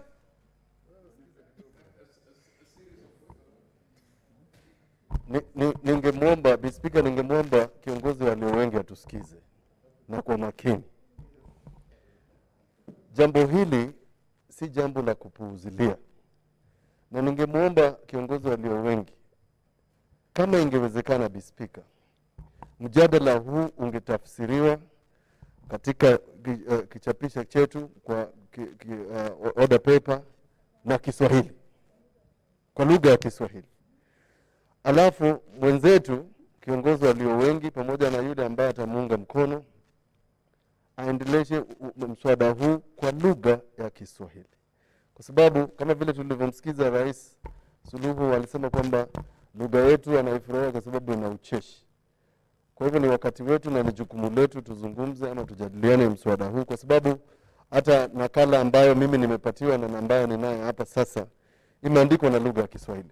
Mimi nashangaa ni kwa njia gani huyu kiongozi wetu anaanza mjadala huu na Kizungu, ilhali nakala ambayo yeye anataka tuiunge mkono imeandikwa kwa lugha ya Kiswahili. Je, huu ni ungwana? Senator Pokisho, hope you have taken note of the points that you started with one language, and all you need to do is to translate that paragraph as it is. Madam Speaker, you must realize, Madam Speaker, that I have not delved into the motion. I had not moved the motion. I made comments outside of the motion in Kiswahili, knowing very much that it is actually our standing orders which prevent me from moving on in Kiswahili when I'm reading what is on the order paper. That's why I said in Kiswahili, it would have been better if the motion had been drafted in Kiswahili, so that would force me to read it in Kiswahili and proceed with the debate. Other than that, Madam Speaker, I had not yet moved the motion.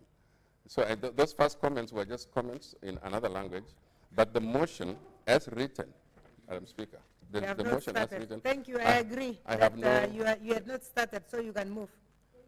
And thank you, Madam Speaker. So I can now move the motion. Yeah. You know, I would have loved to say it in Swahili, Madam Speaker, but I'm prevented from that by the rule that I must read as it is, which is in English, which our people should have done this in Swahili, for sure. So, Madam Speaker, I beg to move that pursuant to Standing Order 24.6, the thanks of the Senate be recorded for the address to Parliament by Her Excellency Samia Suluhu Hassan, President of the United Republic of Tanzania, delivered on Wednesday, 5th May 2021. Madam Speaker, at this point now is when I wish I could mix the languages, but again, I can't. So I am, my goose is cooked in this matter. I would have loved to entertain the President of Tanzania with my Kiswahili. And I'm sure there'll be many who will entertain her anyway. As she said, it is entertainment enough hearing our Kiswahili. Madam Speaker, it's important for this country and for this parliament, particularly the Senate of the Republic, which found a lot of recognition in that speech, to discuss and debate the contents of that speech, the policies in that speech, especially, Madam Speaker, the fact that this is a president who was just sworn in in March, and the first business that she has taken seriously, called state visit, was to this country.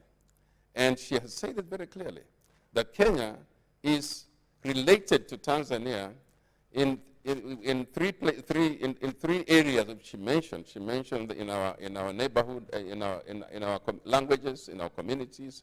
We share communities. And she spoke with passion. And the way she spoke to this nation, spoke to us in Kiswahili, was very fine Kiswahili. That's when you know a fine Kiswahili, you know, a very fine language. And she was full of praises for these houses of parliament.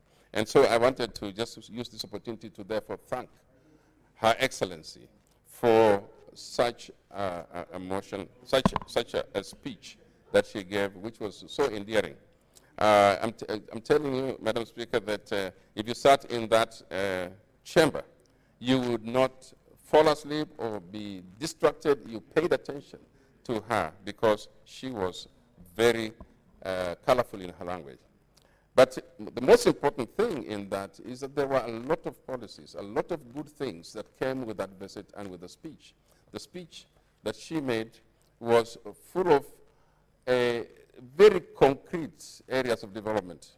But one of them that I noticed is that she particularly wants us in Kenya, inviting us Kenyans to invest in Tanzania, inviting us Kenyans to be free to move into Tanzania, for Tanzanians to move over.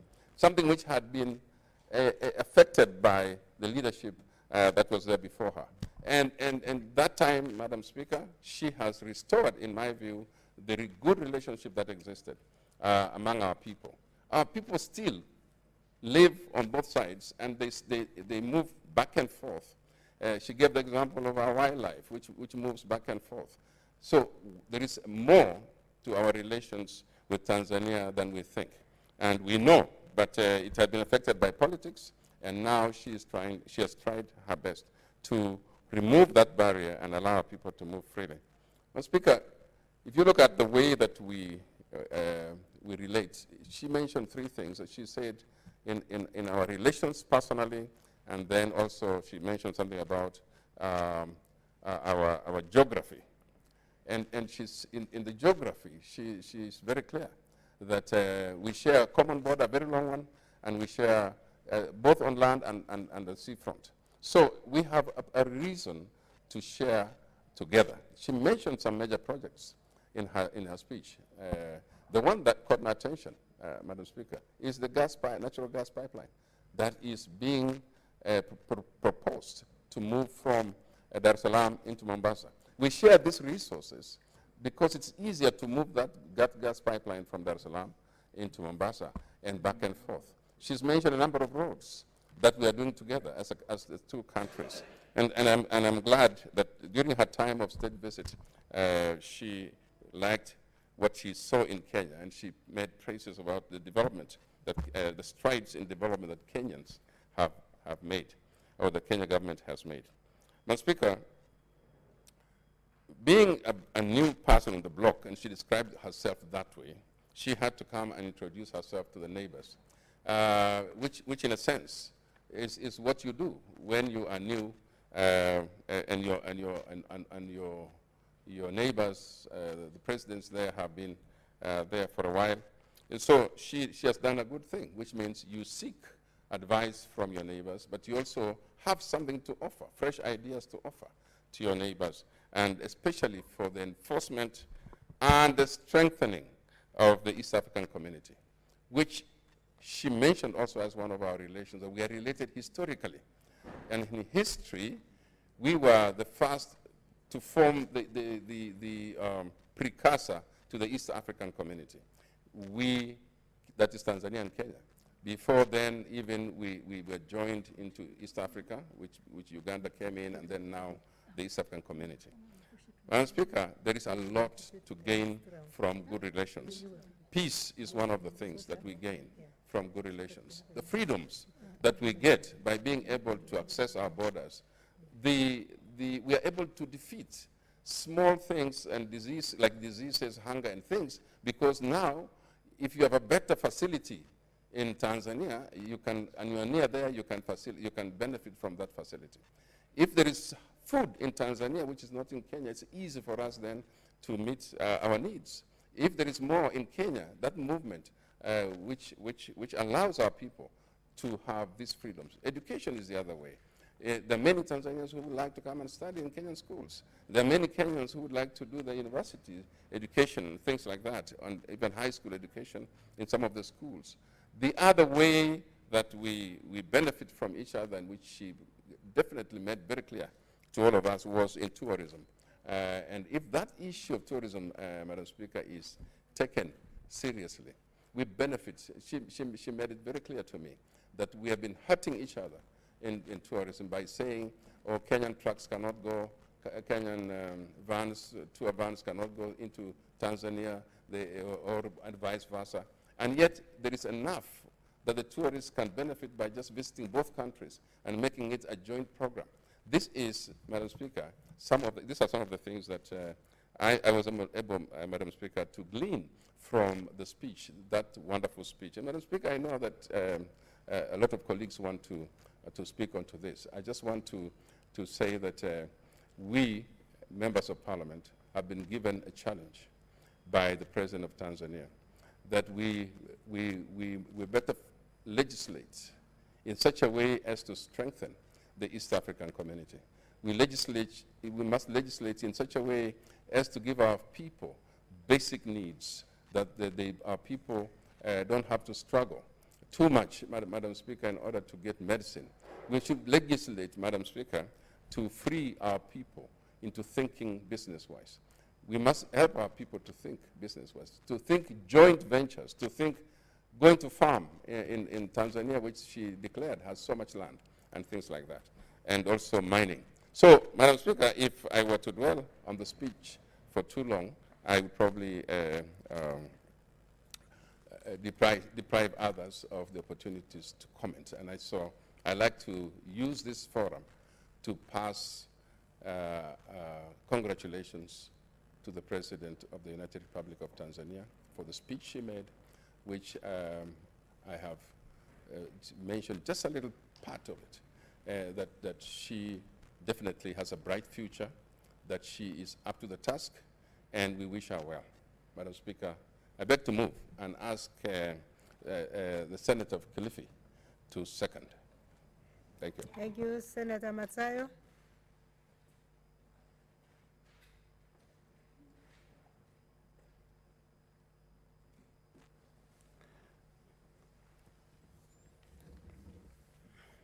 Asante, shukran Bi Spika. Bi Spika, kwanza nataka kutoa shukran kwa Rais wa Jamhuri ya Muungano wa Tanzania, Mheshimiwa Samia Suluhu Hassan. Kwanza tukiwa tunamshukuru Rais wa Jamhuri ya Muungano wa Tanzania, tunawazia jambo muhimu ambalo aliweza kulileta. Kitu cha kwanza, watu wa Tanzania tunawapa kongole, sababu katika historia ya Tanzania tokea wapate uhuru mpaka sasa ni rais wa kwanza mwanamke katika hii jamhuri yetu ya muungano wa East African Community. ama Mashariki ya Kati. Spika, kile Kiswahili chake kwanza, sisi kama watu wa wengine wanaotoka sehemu za Kenya lakini tunatoka sehemu mbalimbali, tunasema kwamba sisi kama watu wanaotoka sehemu za mkoa wa Pwani wanajua kuzungumza Kiswahili, lakini hilo silo. Spika, ukiona kwamba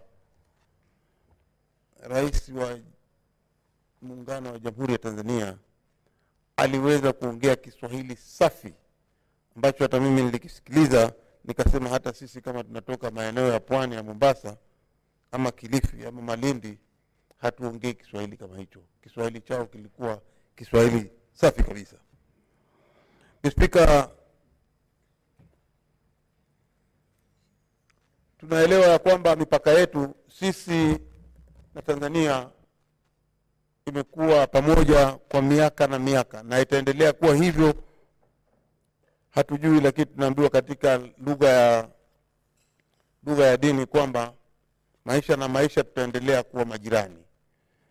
Spika, tunaona kwamba Rais Suluhu aliweza kutuambia ikiwa wanyama wanaweza kuishi kama ndugu, ikiwa wale wanyama Spika wanaweza kuongea lugha moja wakatembea pamoja, akatupatia hata mifano ya kwamba ikifika chini ya mwaka kuna sehemu ya mwezi fulani wanyama wetu huku wanyama wa kiume huridhishwa sana, kwa sababu wale wanyama wa Tanzania wa kike huwa wanavuka mto wakija huku alafu wakapata mimba na kurudi kwenda kuzalia huko kwao. Hatusemi kwamba wao wanakuwa wengi, lakini wengine huwa wanabaki huku, na ndio jinsia ya watu wanaoishi pamoja kuweza kuelewana na kuishi kama ndugu na madada na makaka na kuelewana zaidi. Spika, tumeona katika mipaka hiyo pia sio wanyama peke yake, tukizingatia kwamba katika maeneo tofauti tofauti ya mipaka kuna jamaa ambao wanaishi pamoja. Tukiangalia upande kama wa mkoa wa Pwani, ukiwa unataka kwenda Tanga ama Dar es Salaam, unaweza kupitia maeneo ya Horohoro ama Lungalunga. Hiyo ni mpaka ambao jamaa wa Kidigo ambao ni mmoja wao katika wale Mijikenda wanaishi sehemu za huku Kenya, na vile vile wanaishi pande za Tanga ama Tanzania kupitia sehemu za Tanga na hata mpaka Dar es Salaam. Kwa hiyo tumeona hii ikiwa wanyama wanaoshirikiana, binadamu wanaweza kuketi pamoja, ni kwamba pia biashara zetu zinaweza kuwa pamoja. Tukija katikati, tuko na eneo ambalo liko na Wataita Taveta. Wataita Taveta wako hapa katikati ya Voi, Taita Taveta. Tunaona Wataita Taveta ni wengi pia, nao pia wana ushirikiano katika mpaka huo. Vile vile tuko na maeneo ya Namanga. Ukitoka hapa Nairobi ukiwa unaenda utapita maeneo ya Namanga, ambapo hapo pia kuna watu wanaitwa Wamasai. Na mimi nataka kusifu Spika kwa sababu wewe ni mmoja wao. Ikiwa mnaishi kwa amani na mnaishi pande hii ya huku Kenya ya Namanga na wanaishi pande ile nyingine pia Wamasai, sasa hata hatuwezi kujua, manake majina pia mmefanana, kila kitu kimefanana, hata sijui hata vile mnaishi mmefanana, tabia zao, kila kitu katika mipaka ya Kenya. Na pia ukienda upande wa Namanga kule wa Tanzania, pia wale Masai wa Tanzania wanaishi kama ndugu. Kwa hiyo tunasema tu ya kwamba Spika, ni jambo la kufurahisha ikiwa Rais wa Tanzania anaweza kuja hapa na akatueleza ya kwamba jambo la kwanza, wanyama wanashirikiana, binadamu wanashirikiana, mipaka iko pamoja, sisi tunaishi kama ndugu na hatuwezi kugeuza maisha kuanzia sasa na milele. Kwa hiyo la muhimu katika ushirikiano huo, alisema ya kwamba ingekuwa bora tukiongeza takriban mambo ya biashara kwa upande wa pande zote mbili. Tusilemeane kwamba wengine wanaleta nyingi zaidi ya wengine. Tuone ya kwamba katika ushirikiano wetu tutakuwa na ushirikiano bora.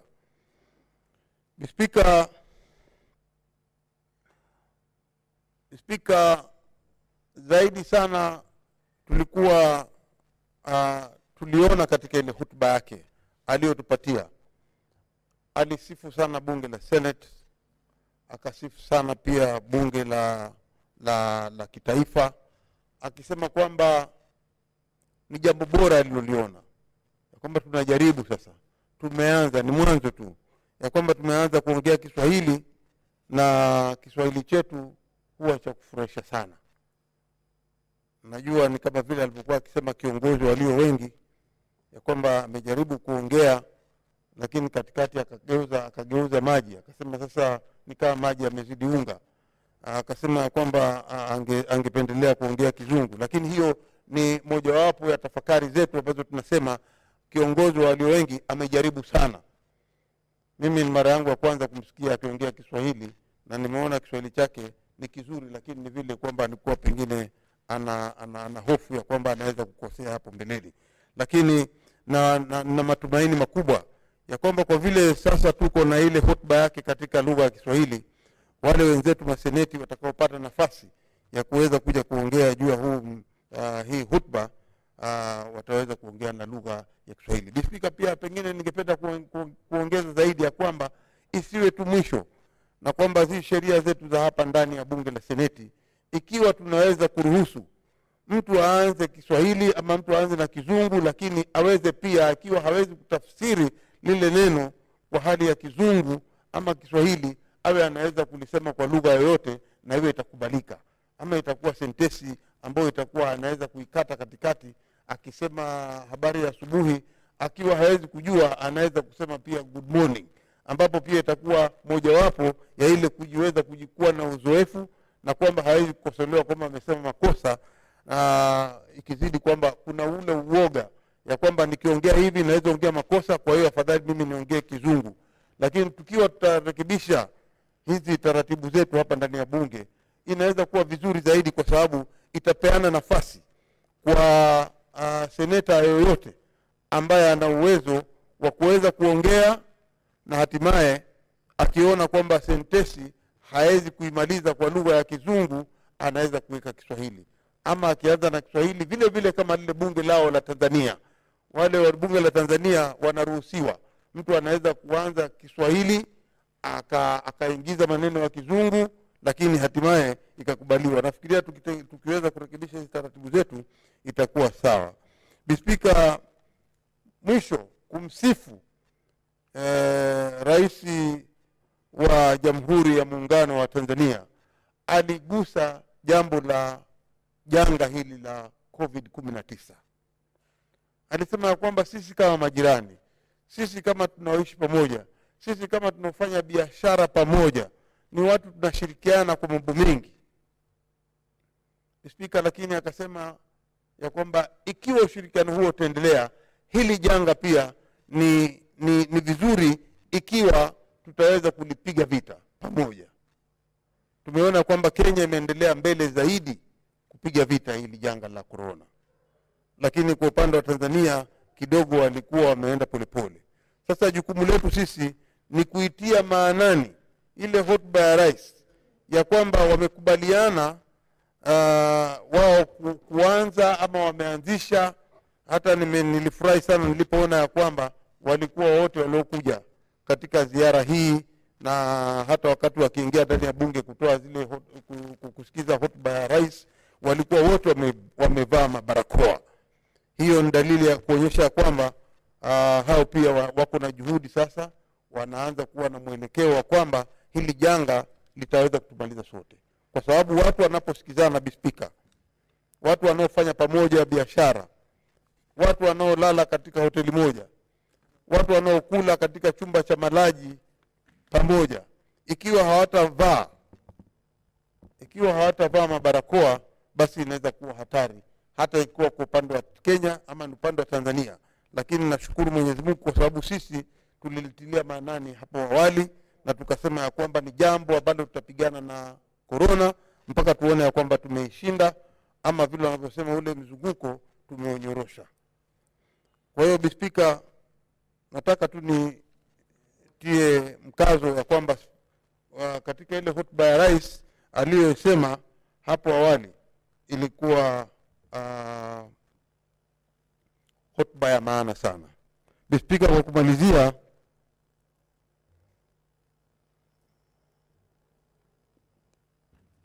nilifurahishwa sana wakati aliposema akiwa huko Tanzania aliweza pia kutambua ya kwamba sisi majina yetu pia huwa yanafanana, si wale wa Masai peke yake, lakini pia akatuambia ya kwamba kwa sababu anatoka sehemu za kisiwani huko Zanzibar, kuna majina kama ya ndugu yetu ambaye tuko naye hapa, Seneta Mwinyi Haji Fakii. Akasema jina hilo pia nalo linaonekana linatoka katika kisiwa cha kule sijui ni Pemba ama ni Zanzibari, huko nako ndio wanakuwa na majina kama hayo. Na mwisho zaidi pia alitupa jina Namelok ambaye inatoka upande ya Masaini. Akatupa pia na Kilonzo, Kioko. Yes. Kwa hivyo alitaja majina mengi kutoka upande zote za Afrika Mashariki. Shukrani Speaker kwa kuniongoza, na nakumbuka alisema kwamba kule pia huwa na majina ya Kikamba, hata Kilonzo nafikiria ama Musyoka, tunaweza pata majina kama hayo. Junior anaweza kujua zaidi, na Speaker na wewe pia unaelewa zaidi. Kwa hiyo hii ni kwamba watu ambao tunaishi kama ndugu, ni hususan kuona ya kwamba tumekuwa tunajisaidia katika wakati kama huu wa hili janga la corona. Lakini kumalizia kabisa ni kwamba Kiswahili chetu ni lazima tukidumishe, na lazima tujivunie nacho, na sio kwamba kama hujui Kiswahili basi wewe si Mkenya, ama hujui Kizungu basi wewe si Mkenya, kwa sababu hizi ndio lugha zetu mbili za kitaifa. Mimi tu nataka nikomee hapo, na kwamba tumsifu sana Speaker kwa hii hoja aliyosema, na mimi nataka kumuunga mkono ama kumsecond, kwa siwezi kujua kama kusecond ni kuunga mkono ama ni kufanya magani, pia mimi nimetumia jina la Kizungu. Kwa hiyo asante sana Speaker, na second. Nafikiri hata kuunga mkono ni sawa. Mheshimiwa Kilonzo Junior.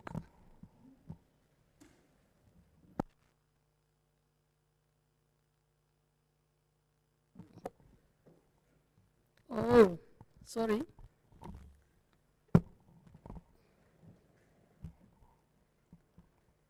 I now propose the question that the motion that the debate on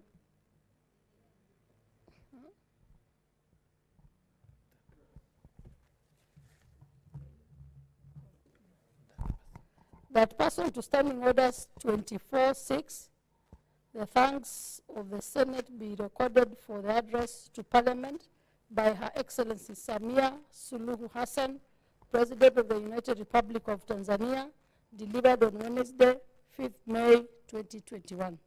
Senator Kilonzo Mutula Jr. Asante Speaker. Kwanza nimshukuru Rais wa Tanzania Mheshimiwa Samia Suluhu Hassan kwa hotuba yake ambayo imeleta maridhiano kwa jamii ya Watanzania. Ndugu zetu, tukubalieni tuendelee kupatia risala zetu za rambirambi kwa kumpoteza kiongozi wenyu John Pombe Magufuli. Mungu amrehemu na mlaze mahali pema peponi.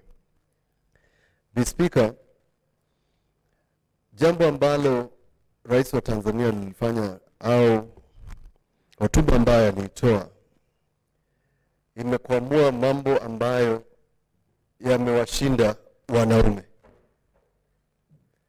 viongozi wanaume wameshindwa kuleta uwiano katika Afrika Mashariki.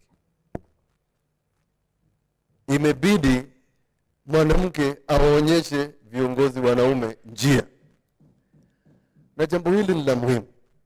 Wale ambao kama sisi ambao tunapigia debe mswada kama ule ambao tumeipitisha leo, ni kwa sababu Bi Speaker, katika maoni yangu, wale viongozi ambao watachaguliwa katika kaunti zetu 47 ambao ni wanawake, ni njia mufti Bi Speaker kutafuta uongozi wa kitaifa kupitia kwa bunge hili, na jambo la kuwezesha hawa wanawake ili wapate nafasi kama hiyo ni kuchaguliwa katika kaunti zetu. Jambo lingine, kuna watu hawakumbuki historia yetu, na ni vizuri niseme kwa sababu Mheshimiwa Senator Susila wako, marehemu mzee wangu Baba Mtula Kilonzo walisomea Dar es Salaam wakati ambao kukuwa na shahada ya wanasheria katika university zetu huku Kenya, na walifunzwa sheria na wengine wengi ambao wengine ni majaji, wengine kama mwenyekiti wa timu ya Gor Mahia Ambrose Rachier, watu ambao wamesomea sheria Tanzania. Lakini mambo ambayo yamezungumziwa hapa, nafasi ambazo sisi wa Kenya za kibiashara, nafasi za Watanzania za kibiashara, ni jambo ambalo ni la muhimu, kwa sababu wale ambao ni wafanyabiashara na wengine ambao ni wateja wetu katika kazi zetu mbalimbali wametuambia kwamba wamepata shida. Mahindi ambayo yanatoka Tanzania na yanapitia kwako Bi Speaker, yanapitia Namanga, yale mengine yanapitia Emali, yale mengine yanapitia upande wa Kibwezi, yanakuja kwa bei nafuu Kenya. Lakini mahindi ambayo tunayapanda Kenya hayawezi kuuzwa Tanzania. Maziwa ambayo yanaweza kuuzwa Tanzania kwa muda mrefu, ilikuwa vigumu sana kuuza maziwa Tanzania. Nakumbuka nikiwa katika nchi ya Zambia, yule ambaye ni msimamizi wetu huko kama balozi aliniambia kwamba njia mufti ya sisi tuingie katika jumuiya ya South SADC ambayo Tanzania ni mwanachama ni kupitia Tanzania. Na kwa hivyo sisi tunataka kumshukuru kwa dhati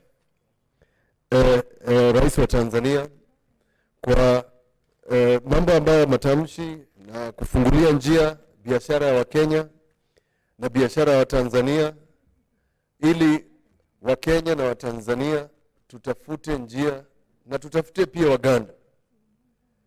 Sisi tunataka Mheshimiwa Rais Uhuru Kenyatta, Mheshimiwa Rais Suluhu Hassan na Rais wa Uganda